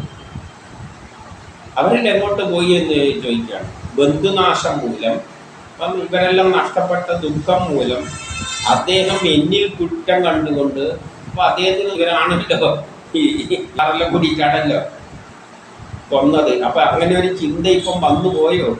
എന്നിട്ട് വല്ല ഗംഗയിലും പോയി വീണോ? ഗംഗയിൽ ഒരൊറ്റ പോകുമ്പോൾ ഗംഗയിലേ കിടക്കുന്ന മുമ്പിൽ. അവിടെ ഗംഗയിലാരും വന്ന് വീണ് പോയോ എന്ന് സഞ്ജയനോട് ചോദിക്കുകയാണ്. ഇപ്പം 33 പിതാവായ പാണ്ഡ്യരാജാവ് മരിച്ചപ്പോൾ ഞങ്ങൾക്ക് എല്ലാവരെയും സങ്കടത്തിൽ നിന്നും രക്ഷിച്ചു, ഞങ്ങളെ എല്ലാവരെയും സങ്കടത്തിൽ നിന്ന് രക്ഷിച്ചുവല്ലോ. ഇവരെല്ലാമാണ് പിതാവായ പാണ്ഡു മരിച്ചപ്പോൾ അമ്മയും നമ്മളെ മക്കളെ എല്ലാം സംരക്ഷിച്ചത് ഈ വലിയച്ഛനാണ്. അവനും ആ വലിയച്ഛനും എല്ലാം എവിടെ പോയി? അപ്പം 34, 35 സൂതൻ പറയുകയാണ്, ദുഃഖത്തിലാകപ്പെട്ട പോയ സഞ്ജയന് ഭയങ്കര ദുഃഖമായിരുന്നു. മറുപടി പറയാൻ പോലും പറ്റുന്നില്ല. കാരണം ആദ്യമൊന്നും മിണ്ടിയില്ല, ഒന്നും പറയുവാനായില്ല ആദ്യം. പിന്നെ മനസ്സിനെ പിടിച്ചടക്കിക്കൊണ്ട് കണ്ണുനീർ തുടച്ചുകൊണ്ട്, ആദ്യം ഒന്നും പറയാൻ പറ്റിയില്ല, അദ്ദേഹത്തിന് വലിയ ദുഃഖം. കണ്ണുനീർ തുടച്ചുകൊണ്ട്, പിന്നെ കണ്ണുനീർ തുടച്ചിട്ട് പറഞ്ഞു, അവരുടെ കാര്യം ഞാനും അറിഞ്ഞില്ല, അവരാൽ ഞാനും വഞ്ചിതരായി. അവരുടെ കാര്യം എന്നോടും പറഞ്ഞില്ല, ഞാനും വഞ്ചിതരായി. കാരണം എൻ്റെ ഏറ്റവും വലിയ ബന്ധുവായിട്ട് കണ്ട എന്നോട് പോലും പറയാതെയാണ് സ്ഥലം പിടിച്ചത്, എന്നെയും കൂടിയും വഞ്ചിച്ചു. കാരണം എന്താണ്? അങ്ങേർക്ക് വിരക്തി വന്നു. വിരക്തി വന്നു കഴിഞ്ഞാൽ ബന്ധമെല്ലാം മുറിച്ചു എന്ന് പറഞ്ഞല്ലോ. ബന്ധം മുറിഞ്ഞാൽ പിന്നെ ഫ്രണ്ട്സും ഇല്ല, ആരും ബന്ധുക്കളും ഇല്ല, അച്ഛനും ഇല്ല, അമ്മയും ഇല്ല, ഒരൊറ്റ പോക്കാണ്. വേദവ്യാസൻ്റെ അമ്മ പോയവരി ധൃതരാഷ്ട്രവും വിരക്തി വന്നപ്പോൾ എല്ലാ ബന്ധങ്ങളെന്നും മുറിച്ചു. ഇങ്ങനെ വേണം സന്യാസത്തിന് പോകാൻ, ഒരൊറ്റ പോക്കാണ്. എന്നിട്ട് 37 അങ്ങനെയിരിക്കെ ഒരു ദിവസം നാരദൻ അവിടെ വന്നു. അപ്പോൾ എപ്പോഴും ഈ നാരദൻ കയറി വരും. നാരദൻ മനസ്സിലാണ്, നമ്മളെ മനസ്സിലെ ചിന്തകളാണ് നാരദനായിട്ട് മനസ്സിൽ ചിന്തിപ്പിക്കും. എന്തെല്ലാമായിരിക്കാം അവിടെ സംഭവിച്ചത് എന്ന്. ഇപ്പം നാരദൻ ധൃതരാഷ്ട്രർ അവരെ സ്വീകരിച്ച, പിന്നെ കഥയിൽ ഇങ്ങനെ കഥാപാത്രങ്ങളായിട്ട് പറയുന്ന മാതിരി അവതരിപ്പിക്കും. കാരണം വിഷയം പറയണ്ട, അതിന് വേണ്ടിയിട്ട് ഒരു നാരദനെ ഇടയ്ക്ക് ഇങ്ങനെ പിടിച്ച് ഇടും. ധൃതരാഷ്ട്രർ അവരെ സ്വീകരിച്ച് ഇരുത്തിക്കൊണ്ട് ചോദിച്ചു, പിതാക്കന്മാരുടെ ധൃതരാഷ്ട്രരോ വിദുരരോ അവരല്ലേ പോക്കിനെ പറ്റി എനിക്കൊന്നും അറിയുന്നില്ല, അവരെല്ലാം എന്നെ ഇട്ടിട്ട് പോയി, ഒന്നും അറിയാൻ പറ്റുന്നില്ല. മക്കളുടെ ദുഃഖമായി കഴിഞ്ഞ വലിയച്ഛൻ എവിടെ പോയി? മക്കളുടെ ദുഃഖങ്ങൾ കൊണ്ട് ആണോ അദ്ദേഹം ഇങ്ങനെ പോയത്? മക്കൾ മരിച്ചതിലല്ലോ ചിന്ത പെട്ടെന്ന് കയറി വന്നിട്ടാണോ ഇത് പോയത്? കടലിൽ അലയുന്ന കപ്പിത്താനെ പോലെ ഞങ്ങൾക്ക് അങ്ങ് വഴികാട്ടി തന്നാൽ. അതുകൊണ്ട് നാരദനോട് പറയുന്ന കടലിൽ അലയുന്ന കപ്പിത്താനെ പോലെയുള്ളതാണ് അങ്ങ് നമുക്ക് എന്താണ് സംഭവിച്ചതെന്നെല്ലാം ഒന്ന് പറഞ്ഞു തരണമെന്ന് പറയുകയാണ്. എൻ്റെ 39. അപ്പോൾ നാരദൻ പറഞ്ഞു, ഒരുത്തനെ കുറിച്ചും ദുഃഖിക്കരുത്. ഇവിടെയാണ് വേറെ ഫിലോസഫി അറിയുന്നത്. ആരെപ്പറ്റി ദുഃഖിക്കേണ്ട കാര്യമില്ല. എന്തെന്നാൽ ലോകം ഈശ്വരന് അധീനനാണ്. ലോകം തീരുമാനിച്ച മാതിരിയാണ് ഇവിടെ എല്ലാ കാര്യവും പോകുന്നത്. അതുകൊണ്ട് ദുഃഖിച്ചിട്ടൊന്നും ഒരു കാര്യമില്ല. അത് ഓൾറെഡി തീരുമാനിച്ചതാണ്. ആരെങ്ങനെ പോകണം എന്നല്ല ലോകത്തിന് നല്ലോണം അറിയാം. അതിനെപ്പറ്റി ദുഃഖിക്കേണ്ട കാര്യം എന്താണ്? അത് ഈശ്വരന്റെ അധീനനാണ്. ഈശ്വരനാണ് തീരുമാനിക്കുന്നത് ഓരോരുടെ ഭാവി എങ്ങനെയാണ് വേണ്ടത്. അത് നമുക്കൊന്നും നിയന്ത്രിക്കാൻ പറ്റില്ല. എൻ്റെ 40 എന്ത് പറയാണ്? ഈശിതാവിന് ആ ശക്തി ഇന്ദ്രിയ ദിക്പാലകരോടൊപ്പം ഈ ലോകത്തെ പൂജാതി ദ്രവ്യങ്ങളോടെ നൽകി. ഈശിതാവ് എന്ന് പറയുന്ന ആ ബ്രഹ്മം നിർഗുണമാണല്ലോ. നിർഗുണമായ ബ്രഹ്മം, അതിൻ്റെ ശേഷമുള്ള ഈശ്വരൻ എന്ന നിലയിൽ അതിനാണ് ഈശിതാവ് എന്ന നിലയിൽ എടുക്കുക. അവർക്ക് കുറേ ദ്രവ്യങ്ങളെല്ലാം ആ ബ്രഹ്മം തന്നെയാണ്. ഈ കല്ലും മണ്ണും പ്രപഞ്ചം എല്ലാവരും പൂജാതി ദ്രവ്യങ്ങളോടുകൂടി എന്ത് ചെയ്ത് ദിക്പാലകരെയും ശ്രദ്ധിച്ച് മനുഷ്യർക്ക് കുറേ ഇന്ദ്രിയങ്ങളെല്ലാം ഉണ്ടാക്കിയിട്ട് അങ്ങോട്ട് കൊടുത്തു. ആ ഈശിതാവ് പ്രാണിജാലങ്ങളെ കൂട്ടിച്ചേർക്കുകയും പിന്നെ പിരിച്ചുവിടുകയും ചെയ്യുന്നു. അദ്ദേഹം തോന്നുന്നതിന് ഓരോന്ന് കൂട്ടും, പിന്നെ പിരിച്ചെടുക്കും. ഏതുപോലെയെന്ന് വെച്ച് കഴിഞ്ഞാൽ നമ്മൾ ഈ കുട്ടികൾ കണ്ടിട്ടില്ലേ, ചില സാധനങ്ങൾ ഇങ്ങനെ കുത്തി നല്ല കെട്ടിടമാരിയാകും. പിന്നെ അതിനെ പൊളിച്ചിട്ട് വേറൊരു തരത്തിൽ മിക്സ് ചെയ്ത് വേറൊരു തരത്തിലുള്ള കെട്ടിടം കണ്ടിട്ടുണ്ടാകും. കളിപ്പാട്ടം കാരണം കുറേ പീസുകളാണ്, നമുക്ക് ഇഷ്ടമുള്ള മാതിരി യോജിപ്പിക്കാം. ഒന്നിക്ക് ഇങ്ങനെ വെച്ച് ഇങ്ങനെ 2 കെട്ടിടം ചെരിച്ച 2 വെക്കാം, അല്ലെങ്കിൽ ഉയരത്തിൽ ഇങ്ങനെയാക്കാം, തോന്നുന്ന മാതിരിയല്ല ആക്കാം. അതുമാതിരി കുറേ സാധനങ്ങളെല്ലാം ബ്രഹ്മം സ്വയം കുറേ കല്ലും മണ്ണും ഈ പ്രപഞ്ചവും മനുഷ്യരെല്ലാം ഉണ്ടാക്കിയിട്ട് കൊടുത്തിട്ടുണ്ട്. എന്നിട്ട് അതിനെ കൂട്ടി ചേർത്തും ഒന്നുണ്ടാക്കും, അടുത്ത നിമിഷം അതിനെ വേർപെടുത്തും. ഇതെല്ലാം അതിൻ്റെ പരിപാടിയാണ്. അത് നമുക്കൊന്നും തലയിടാൻ പറ്റില്ല. നമ്മളെ തന്നെ ജനിത കടമ എന്നിൽ നിന്നുള്ള ഒരു ജീനിൻ്റെ ഒരു ഭാഗം എടുത്ത് വേറെ ഭാര്യയിൽ നിന്നുള്ള ജീനിൻ്റെ ഒരു ഭാഗം എടുത്ത് യോജിപ്പിച്ചിട്ട് വേറൊന്നുണ്ടാക്കും, ഒരു തല ഉണ്ടാക്കും. പിന്നെ അതിൻ്റെ അകത്തുനിന്ന് എടുത്തിട്ട് വേറൊന്ന് അരി ചേർത്തിട്ട് വേറൊന്നുണ്ടാക്കും. ആവശ്യം കഴിയുമ്പോൾ അതിനെല്ലാം പൊളിക്കും. ഇതെല്ലാം അതിൻ്റെ ലീലകളാണ്. അപ്പം പ്രാണിജാലങ്ങളെ കൂട്ടിച്ചേർത്ത് പിന്നെ പിരിച്ചു വിടുകയും ചെയ്യും. അപ്പം ചിലപ്പോൾ കുറച്ചു കാലം ധർമ്മപുത്രനടുത്ത് ഈ ധൃതരാഷ്ട്രം കൊണ്ട് ഒന്നിച്ച് താമസിക്കും. ഇപ്പോൾ കുട്ടി കൊണ്ടുപോയി വേറെ ഇടത്തേക്കോ കൊണ്ടുപോയിട്ടുണ്ട്. അത് നോക്കിയിട്ട് ഒരു കാര്യമില്ല. ഏതുപോലെ മൂക്കിൽ തളയിട്ട് ഇട്ട കയറിനാൽ ബന്ധിതരായ കാളകളെപ്പോലെ, കാളകൾ പ്രവർത്തിക്കുന്നത് പോലെ മൂക്കിൽ കയറെല്ലാം ഇട്ടിട്ടാണ് കാളകളെ വണ്ടിക്ക് വേണ്ടിയിട്ട് വേറെ കാളയെ കൊണ്ട് ചേർത്ത് എല്ലാം നിലകൊടുക്കും. വേറൊരു ദിവസം ആ കാളേനെ മാറ്റിയിട്ട് വേറൊരു കാളേനെ പിടിച്ചിട്ട് അതെല്ലാം തോന്നുന്നമാരെ അതിന് ഇഷ്ടമായി ചെയ്യുന്നത് പോലെ വർണ്ണാശ്രമധർമ്മങ്ങളാൽ ബന്ധിക്കപ്പെട്ട ജനങ്ങൾ ഈ ഈശ്വരനിൽ പൂജ ചെയ്യുന്നു. മനുഷ്യർക്ക് വർണ്ണാശ്രമധർമ്മങ്ങൾ, അതായത് മനുഷ്യന് പലതര ധർമ്മങ്ങളായിട്ട് തിരിച്ചു കൊടുത്തുകൊണ്ട് അവരെല്ലാം ഈശ്വരന് വേണ്ടി ജോലി ചെയ്യുകയാണ്.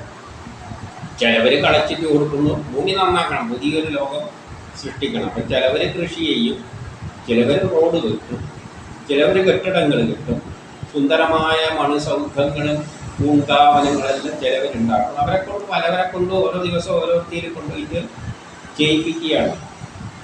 ഇന്നിവിടെ വെച്ച് ചെയ്യിപ്പിക്കുകയാണ്, അവനെ കൊണ്ടുപോയിട്ട് നാളെ വേറൊരുത്തിയിൽ വെച്ച് ചെയ്യിപ്പിക്കും. അത്രയേ ഉള്ളൂ.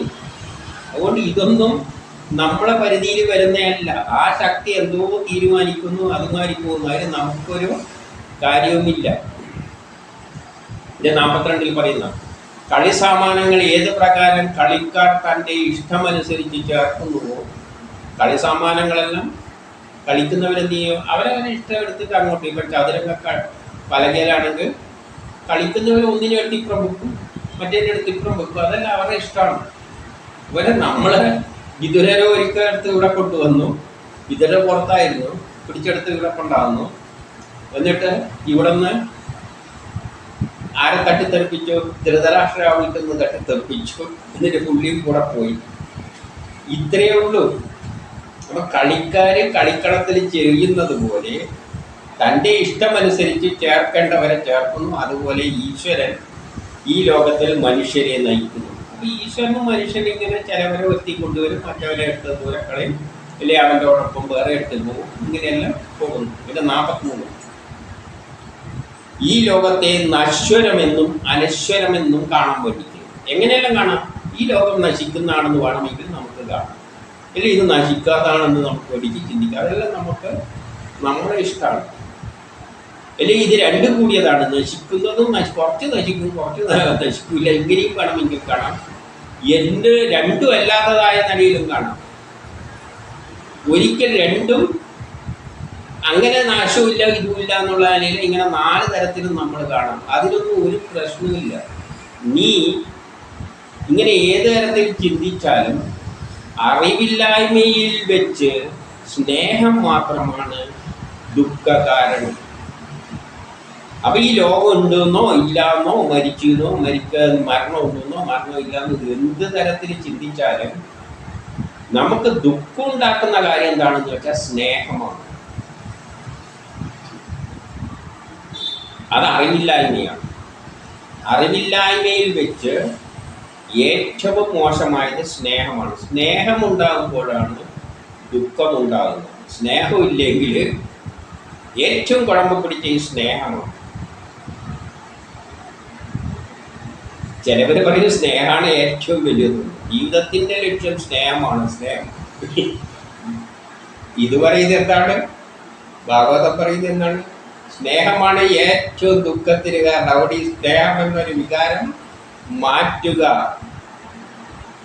നമ്മൾ ചില ഇതെല്ലാം പറയുന്ന കേട്ടില്ലേ, അതെന്ന് പറഞ്ഞാൽ സ്നേഹമാണ്, സ്നേഹമാണ്, സ്നേഹം വേണം. എന്ത് സ്നേഹം? സ്നേഹമാണ് എല്ലാ കുഴപ്പത്തിനും കാരണം. ആരോടും സ്നേഹമില്ലെങ്കിലും ഈ ലോകം ഉണ്ടായാലെന്ത് ഇല്ലെങ്കിലും, നേരത്തെ പറഞ്ഞ 4 അവസ്ഥ, നശ്വരമായാലും അനശ്വരമായാലും, കുറച്ച് നശ്വരവും കുറച്ച് നശ്വരമല്ലാതെ ആയാലും, ഇല്ലേ രണ്ടും കൂടിയതായാലും ഒരു പ്രശ്നം ഉണ്ടാവില്ല. ഈ സ്നേഹം എന്നൊരു ദോഷമില്ലെങ്കിൽ ഒരു ദുഃഖമില്ല. എന്തായാലും നമുക്കൊരു പ്രശ്നം ഉണ്ടാവില്ല. അതുകൊണ്ട് ഈ സ്നേഹം എന്നതിന് ആദ്യം കളയണം. നമ്മൾ സ്നേഹം എന്ന വികാരം കളഞ്ഞിട്ട് നമ്മൾ ലോകത്തിന് വേണ്ടി നമ്മളെ സൃഷ്ടിച്ചിരിക്കുക കർമ്മങ്ങൾ ചെയ്തു കൊടുക്കുക. നമ്മളെ സൃഷ്ടിക്കുക കർമ്മം ചെയ്യാനാണ്, അത് ചെയ്തു കൊടുക്കുക. അല്ലാതെ ആരോടും ഒരു സ്നേഹമൊന്നും വേണ്ട. അവനവൻ്റെ ചെയ്തതിനും കൊടുക്കുക. അതിൽ കൂടുതൽ ഒന്നും വേണ്ട. അപ്പം ദുഃഖം ഉണ്ടാവില്ല, ഉറപ്പാണ്. സ്നേഹമില്ലെങ്കിൽ ദുഃഖമില്ല. സ്നേഹം ഉണ്ടാകുമ്പോൾ ദുഃഖം ഉണ്ടാവും. സ്നേഹമാണ് ദുഃഖ കാരണം. അപ്പം ഈ അറിവില്ലായ്മയിൽ ഏറ്റവും മോശം സ്നേഹമാണ്. അതാണ് ദുഃഖത്തിന് കാരണം, മറ്റൊന്നുമല്ല. ബാക്കി എന്തറിവില്ലാതെ ഉണ്ടായാലും മതി. ഈ സ്നേഹമാണ് ഏറ്റവും വലിയ അറിവില്ലായ്മ.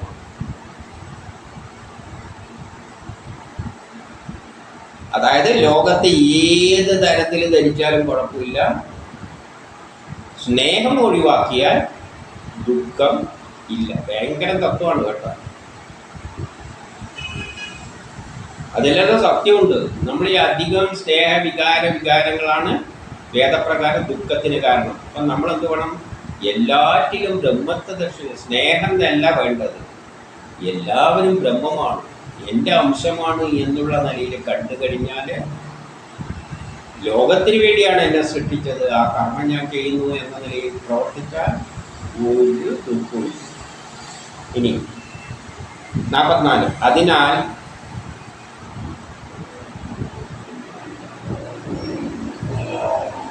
നാഥനില്ലാത്തവരും, അതിനാൽ നാഥനില്ല, അയ്യോ എൻ്റെ പിതാവ് തന്നെയല്ലേ, രണ്ട് പിതാക്കന്മാർ.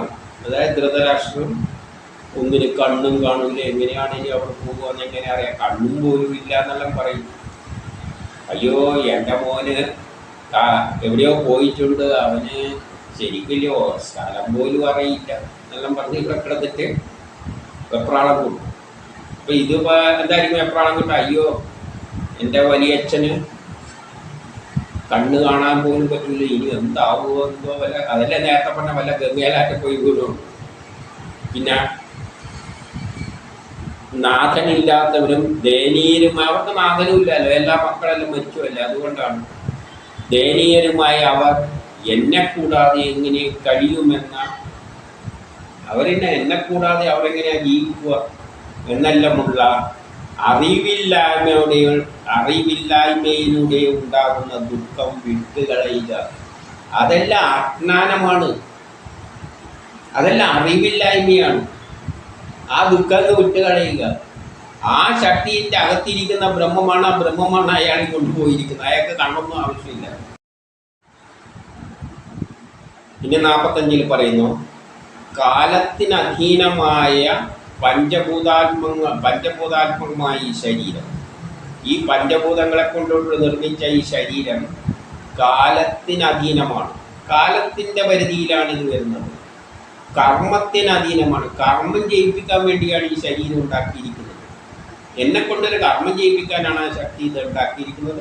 അത് ഓരോ കാലഘട്ടത്തിൽ ചെയ്യാനാണ്. അപ്പം കാലത്തിന് അധീനമാണ്, കർമ്മത്തിന് അധീനമാണ്, ഗുണങ്ങൾക്ക് അധീനമാണ്. എന്ത് കർമ്മമാണോ ചെയ്യേണ്ടത് അതിൻ്റെ ഗുണമുള്ള ശരീരമാണ് എനിക്ക് തന്നിരിക്കുന്നത്. അപ്പം ഇതെല്ലാം ഈ ശരീരം ഏതിനധീനമാണ്? കാലത്തിനും ചെയ്യേണ്ട കർമ്മത്തിനും ചെയ്യേണ്ട ഗുണത്തിനും. ആ ശരീരത്തിന് മറ്റുള്ളവരെ എങ്ങനെയാണ് രക്ഷിക്കാൻ പറ്റുക? കാരണം മറ്റുള്ള ശരീരം അതും കാലത്തിന് അധീനമാണ്, അല്ല നമുക്ക് അധീനമല്ല. അതിനെ നയിക്കുന്നത്, അതായത് ധൃതരാഷ്ട്രരുടെ കർമ്മം എന്താണോ ഇനിയുള്ള കർമ്മം അതിനനുസരിച്ച് അങ്ങനെ കൊണ്ടുപോകുന്നത്. കാലത്തിനനുസരിച്ച് കർമ്മം ചെയ്യാനാണ് അയാൾക്ക് എന്താണോ വിധിച്ച കർമ്മം, ആ കർമ്മം ചെയ്യാനാണ് അങ്ങനെ കൊണ്ടുപോയിരിക്കുന്നത്. എൻ്റെ ജോലി, അതായത് ഇവിടെ ധർമ്മപുത്രരുടെ സംഭവം എന്താണ്? അദ്ദേഹത്തിന് കാലം ഒരു കാര്യം ഏൽപ്പിച്ചിട്ടുണ്ട്, ഇവിടെ ഭരിക്കലാണ്, അത് നോക്കി നടക്കലാണ്. അതിന് മറ്റേനെ നോക്കാനുള്ള കഴിവൊന്നുമില്ല, കാരണം അതെല്ലാം കാലം അവരിലോട്ട് ആക്ട് ചെയ്യുന്നുണ്ട്. അതുകൊണ്ട് എനിക്ക് അന്യരെ രക്ഷിക്കാനൊന്നും പറ്റില്ല. അന്യരെ രക്ഷിക്കുന്നതും ആ കാലവും അവരുടെ കർമ്മവും അവരുടെ ഗുണങ്ങളുമാണ്. അത് അവർ നോക്കിക്കോളും, കാലം നോക്കിക്കോളും. എന്നിട്ട് എന്ത് പറയുന്ന ഒരു ഉപമ, പെരുമ്പാമ്പിനാൽ വിഴുങ്ങപ്പെട്ടവന്, ഒരു പെരുമ്പാമ്പ് ഒരുത്തനെ വിഴുങ്ങിയിരിക്കുകയാണ്, അവൻ വേറൊരാളെ എങ്ങനെയാണ് രക്ഷിക്കാൻ നോക്കുക? നമ്മൾ കാലമാകുന്ന പെരുമ്പാമ്പിൻ്റെ പിടിയിലാണ്. നമുക്ക് വേറൊന്നിനെ രക്ഷിക്കാൻ പറ്റില്ല. വേറൊരാളെ നമ്മൾ തന്നെ ഒരു വലിയ കാലമാകുന്ന പെരുമ്പാമ്പിൻ്റെ വായി കിടന്നിരിക്കുകയാണ്. എപ്പോഴും നമ്മളെ പിടിച്ച് തിന്നണമെന്ന് ഇരിക്കുകയാണ്. അപ്പോഴും നമ്മൾ കയറിയിട്ട് വേറെ തന്നെ രക്ഷിക്കാൻ പറ്റില്ല. 46 ഒരു ജീവൻ മറ്റൊരു ജീവൻ്റെ ഉപജീവനമാണ്. ഒരു ജീവനെ വെച്ചിരിക്കുന്ന വേറൊരു ജീവൻ്റെ ഉപജീവനത്തിന് വേണ്ടിയാണ്. എങ്ങനെയെന്നാൽ കൈയില്ലാത്തവ എന്ന് പറഞ്ഞാൽ പക്ഷികളെ എന്തേ ഉള്ളൂ? കൈയുള്ള മനുഷ്യനെ പിടിച്ചിട്ട് കറിയെല്ലാം വെച്ച് ചിലപ്പോൾ ഭക്ഷിക്കും. കൈയില്ലാത്ത പക്ഷികളെ കൈയുള്ള മനുഷ്യർ പിടിച്ചു തോന്നും. കാലില്ലാത്തതിനെ 4 കാലുള്ളവ ഇവിടെയാണ്. കാലില്ലാത്തതെന്ന് പറഞ്ഞാൽ അതാണ് ചെടികൾക്ക് കാലില്ല. അപ്പം 4 കാലുള്ളവർ വന്നിട്ട് അതെടുക്കും. ചെറുതിനെ വലിയവ പിടിച്ചു തന്നു. അല്ല, വലുതിനെ ചെറുതിനെ പിടിച്ചു തന്നാൻ പറ്റില്ല. ചെറുതിനെ വലിയവയുടെ ആഹാരമാണ്. ഇതാണ് ലോകക്രമം. ഒന്ന് മറ്റേതിനെ പിടിച്ച് ചെന്നത് അങ്ങനെ അങ്ങ് പോവുകയാണ്. അതുകൊണ്ട് ഇതിലൊന്നും ചിന്തിക്കാനൊന്നും ഇല്ല. ഇത് 47 ഈ ലോകം ആത്മാക്കളുടെയും ആത്മാവായ സ്വയം പ്രകാശിക്കുന്നതും അകത്തും പുറത്തും സ്ഥിതി ചെയ്യുന്നതും ഏകനായ സർവേശ്വരൻ്റെ മായയാൽ ബഹുപ്രകാരത്തിൽ ശോഭിക്കുന്നു. ആ സർവേശ്വരനെ കണ്ടറിയുക.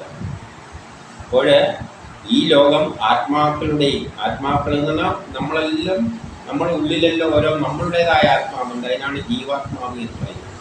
അതെല്ലാം ഏതിൻ്റേതാണ്? ആ പരമാത്മാവിൻ്റേതാണ്. അപ്പം ആത്മാക്കളുടെ ആത്മാവ് പരമേശ്വരനാണ്. അത് സ്വയം പ്രകാശിക്കുന്നതാണ്. അതാണ് എല്ലാറ്റിനെയും പ്രകാശിപ്പിക്കുന്നത്. അതെന്തുണ്ട്? നമ്മുടെ ഉള്ളിലുണ്ട്, പുറത്ത് എല്ലായിടത്തും ഉണ്ട്. അത് തന്നെയാണ് എല്ലാത്തിലും ചിന്തകൾ ഉണ്ടാക്കിയിട്ട് ഓരോ വഴിക്ക് കൊണ്ടുപോകുന്നത്. കാലമാണ് കൊണ്ടുപോകുന്നത്, ആ ശക്തിയാണ് കൊണ്ടുപോകുന്നത്. അത് മായയാണ്. ബഹുപ്രകാരത്തിൽ ശോഭിപ്പിക്കും. ഓരോന്നിനെയും ഓരോ രൂപത്തിൽ അത് ശോഭിപ്പിക്കും. ചിലവരെ നല്ല ഗായകന്മാരായിട്ട്, ചിലവർ നല്ലവണ്ണം അധ്വാനിക്കുന്നവരെ, ഇങ്ങനെയെല്ലാം ഓരോ തരത്തിൽ ശോഭിപ്പിക്കുന്നു. ആ സർവേശ്വരനെ തിരിച്ചറിയുക. അങ്ങനെ ഒരു ശക്തിയാണ് ഇതിനെല്ലാം പിന്നിൽ കിടന്ന് കളിക്കുന്നത്. അതുകൊണ്ട് അതിനെ മനസ്സിലാക്കിയാൽ മതി. പിന്നെ ഈ വിഷമമൊന്നുമില്ല. അതാണ് എല്ലാവരെയും കൊണ്ടുപോകുന്നത്. 48 സർവപ്രാണികളെയും സൃഷ്ടിച്ച് രക്ഷിച്ച് അനുഗ്രഹിക്കുന്ന കാലസ്വരൂപനായി സർവേശ്വരൻ. കാലസ്വരൂപനാണ്. കാലത്തിനനുസരിച്ചാണ് എല്ലാവരെയും സൃഷ്ടിച്ച് അവരെ കൊണ്ട് കർമ്മം ചെയ്തിട്ട് ആവശ്യം കഴിയുമ്പോൾ കൊണ്ട് കളയുന്നത്. ദേവശത്രുക്കളുടെ വിനാശകനത്തിനായി ഈ ഭൂമിയിൽ അവതരിച്ചു. ആ ശക്തിയാണ്. ശത്രുക്കളായി വല്ലവരും മാറുന്നുണ്ട്, അവരെ കൊല്ലാൻ വേണ്ടിയിട്ട് ഇവിടെ അവതരിക്കുകയും ചെയ്തു. അപ്പൊ കാലം തന്നെയാണ് ഇങ്ങനെ കൊണ്ടുപോയിരിക്കുന്നത്. 49 എന്ത് പറയുന്നു? ദേവന്മാർക്കായി ചെയ്യേണ്ടത് നിവർത്തിക്കപ്പെട്ടു. ആ കൃഷ്ണൻ വന്നിട്ട് ഈ മഹാഭാരത യുദ്ധം, 3-ാം ലോക മഹായുദ്ധം നടക്കാൻ പോകുന്ന അതിലെല്ലാം എല്ലാം നിവർത്തിക്കപ്പെട്ടതിന് ശേഷം ഇനി അവശേഷിക്കുന്നതിനെ കാത്തുകൊണ്ടിരിക്കുന്നു. അവശേഷിക്കുന്നതിനെ ഇപ്പോൾ കാത്തുകൊണ്ടിരിക്കുകയാണ്. ഈ ഈശ്വരൻ ഈ ഭൂമിയിലുള്ള കാലത്തോളം നിങ്ങൾ കാര്യം കണ്ടുകൊള്ളുക. അപ്പൊ ഈശ്വരൻ ഭൂമിയിലുള്ള കാലത്തോളം മാത്രമേ എരിയുന്നുള്ളൂ, ഈ ഭൂമിയുള്ളൂ. ഈശ്വരൻ പോകുമ്പോൾ ഈ ലോകവും അതോടുകൂടി അങ്ങ് പോവുകയില്ല. അപ്പൊ ഈശ്വരനുള്ള കാലത്തോളം നമ്മൾ കർമ്മങ്ങൾ ചെയ്യും. ഈശ്വരൻ പോകുമ്പോൾ നമ്മൾ പോകും. അപ്പൊ ഇതെല്ലാം ആരെ കൺട്രോളാണ്? ഈശ്വരന്റെ ആ ശക്തിയുടെ കൺട്രോളാണ്. 50 ധൃതരാഷ്ട്ര സഹോദരനോടും ഗാന്ധാരിയോടൊപ്പം തെക്കേ ഹിമാലയത്തിന്റെ തെക്ക് ഭാഗത്തുള്ള ഋഷിമാരുടെ ആശ്രമത്തിലെത്തി. അതിന് പറയുകയാണ്, ധൃതരാഷ്ട്ര സഹോദരനോട് ഗാന്ധാരിയോടൊപ്പം എല്ലാം ഹിമാലയത്തിന്റെ തെക്ക് ഭാഗത്തുള്ള ഋഷിമാരുടെ ഒരു ആശ്രമത്തിൽ എത്തി. 51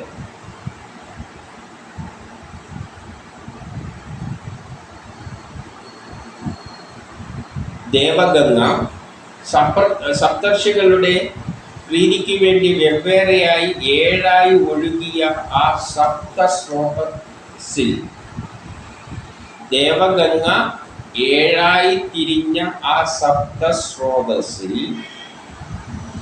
ത്രിസന്ധ്യകളിൽ സ്നാനം ചെയ്ത്, അദ്ദേഹം എന്ത് ചെയ്യാണ്? ത്രിസന്ധ്യകളിലെല്ലാം നല്ലോണം സ്നാനം ചെയ്ത് ത്രേതാഗ്നികളെയും 3 വിധത്തിലുള്ള അഗ്നികളെയും വിധിപ്രകാരം ഹോമിച്ച് ജലം മാത്രം കഴിച്ച് ശാന്തമായ മനസ്സോടെ അവിടെ കഴിയുന്നു. അപ്പം ബ്രഹ്മസാക്ഷാത്കാരത്തിന് വേണ്ടവര് ഇവിടെ നിന്നെല്ലാം വിട്ടുപോയിട്ട് നദീതീരത്തിൽ പോയി ഇരുന്നിട്ട് ഏകാഗ്രമായിരുന്ന് കുളിച്ച് അവിടെ ഇരിക്കണം. വെള്ളം മാത്രം പാനം ചെയ്യുക. എന്തിന്? മരിക്കുന്നവരെ ജീവൻ നിലനിർത്താൻ.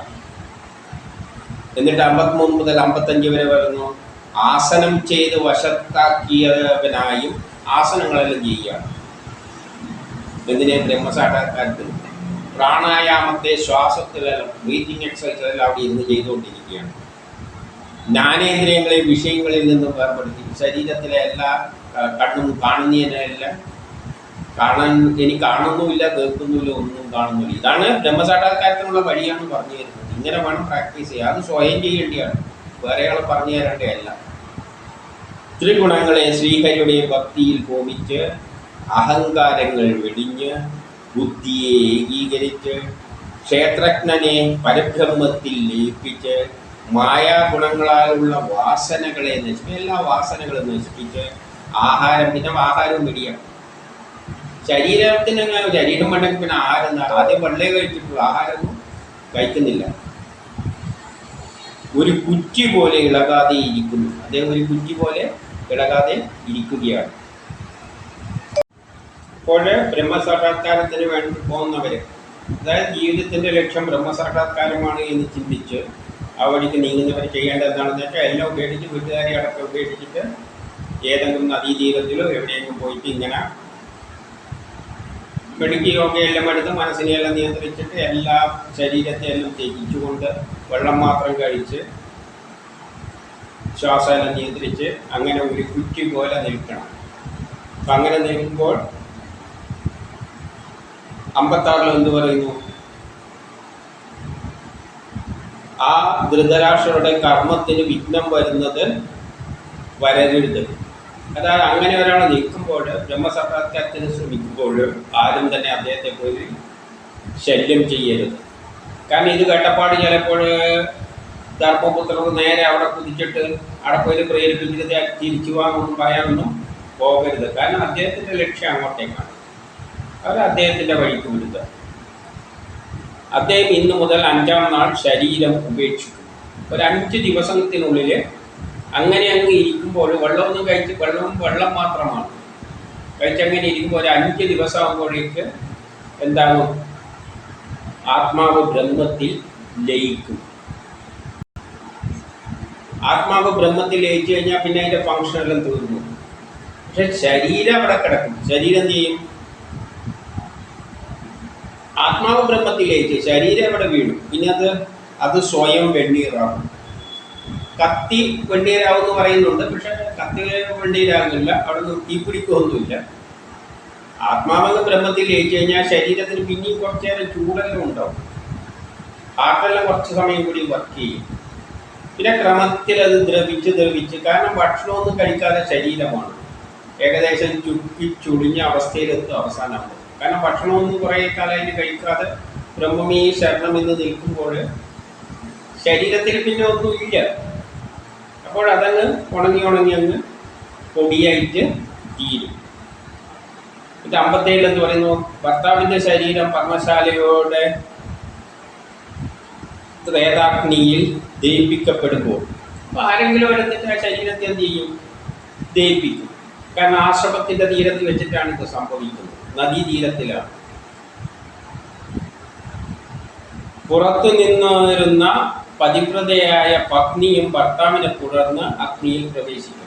അപ്പം ഭർത്താവിൻ്റെ അതേ മാർഗത്തിൽ ഭക്ഷണമൊന്നും ഇല്ലാതെ അവളും കഴിക്കുമ്പോൾ കുറച്ച് ദിവസം കഴിയുമ്പോൾ അവളും എന്താവും? അവളുടെ ജീവനും അങ്ങ് പോകും. അവളും അതേ ജീവിതം തന്നെയാണ് തുടർന്ന് പോകുന്നത്. പക്ഷെ അവൾക്ക് ബ്രഹ്മസാക്ഷാത്കാരം നേടുമോ എന്നുള്ള കാര്യത്തിൽ ഒരു കാര്യം ഇവിടെ പറഞ്ഞിട്ടില്ല. കാരണം അവൾ അദ്ദേഹത്തെ പിന്തുടരുകയാണ്. പക്ഷെ ഒന്നും കഴിക്കാതെ ഇതേമാതിരി ശുഷ്കിച്ച് അവിടെ കിടക്കുമ്പോൾ അവളും ഇത് തന്നെയാണ് സംഭവിക്കാൻ പോകുന്നത്.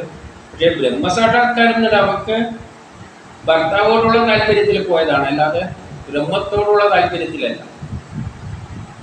ആ വ്യത്യാസം മനസ്സിലാക്കണം. ഭർത്താവിനെ പിന്തുടരുന്ന ഭാര്യ എന്ന നിലയിൽ പോയതാണ്. അപ്പോൾ അവൾക്ക് സംഭവിക്കാൻ പോകുന്നത് ബ്രഹ്മസാക്ഷാത്കാരമല്ല, അവളെ ജീവനും അങ്ങ് പോകും. അത്രമാത്രം. അത് ബ്രഹ്മസാക്ഷാത്കാരമായിട്ട് കണ്ടുകൂടാ. കാരണം അവൾ ബ്രഹ്മസാക്ഷാത്കാരത്തിൻ്റെ മനസ്സിലല്ല പോയിരിക്കുന്നത്. അല്ലെങ്കിൽ അവളും വിട്ടിട്ട് എല്ലാം വിരക്തി വന്നിട്ട് ഒരു വഴിക്ക് അങ്ങ് പോകണമായിരുന്നു. ഇങ്ങനെ കൂട്ടുകൂടിയിട്ട് പോകേണ്ട ആവശ്യമില്ല. എൻ്റെ 58 ഇതെല്ലാം നോക്കി നിന്ന വിതുര. അപ്പോൾ ഇതെല്ലാം വിതുരന് കണ്ടുകൊണ്ടിരിക്കുന്നുണ്ട്. അദ്ദേഹത്തിന് സന്തോഷമുണ്ടായിരുന്നു. കാരണം ജീവിത സാക്ഷാത്കാരത്തിലേക്ക് എത്തി. പിന്നെയോ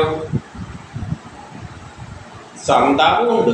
കാരണം വിട്ടുപിരിഞ്ഞില്ലേ. കാരണം ഇങ്ങനെ ബ്രഹ്മസാക്ഷാത്കാരമൊന്നും നേടിയ പുള്ളിയല്ല വിതുരൻ. അവിടെ നിന്ന് പുണ്യസ്ഥലങ്ങൾ സന്ദർശിക്കുവാൻ പോയി. പിന്നെ അങ്ങനെ പുണ്യസ്ഥലങ്ങൾ സന്ദർശിച്ചുകൊണ്ട് വിതുരനും അങ്ങനെ അങ്ങ് പോയി. 59 ഇതും നാരദൻ ഇതും പറഞ്ഞിട്ട്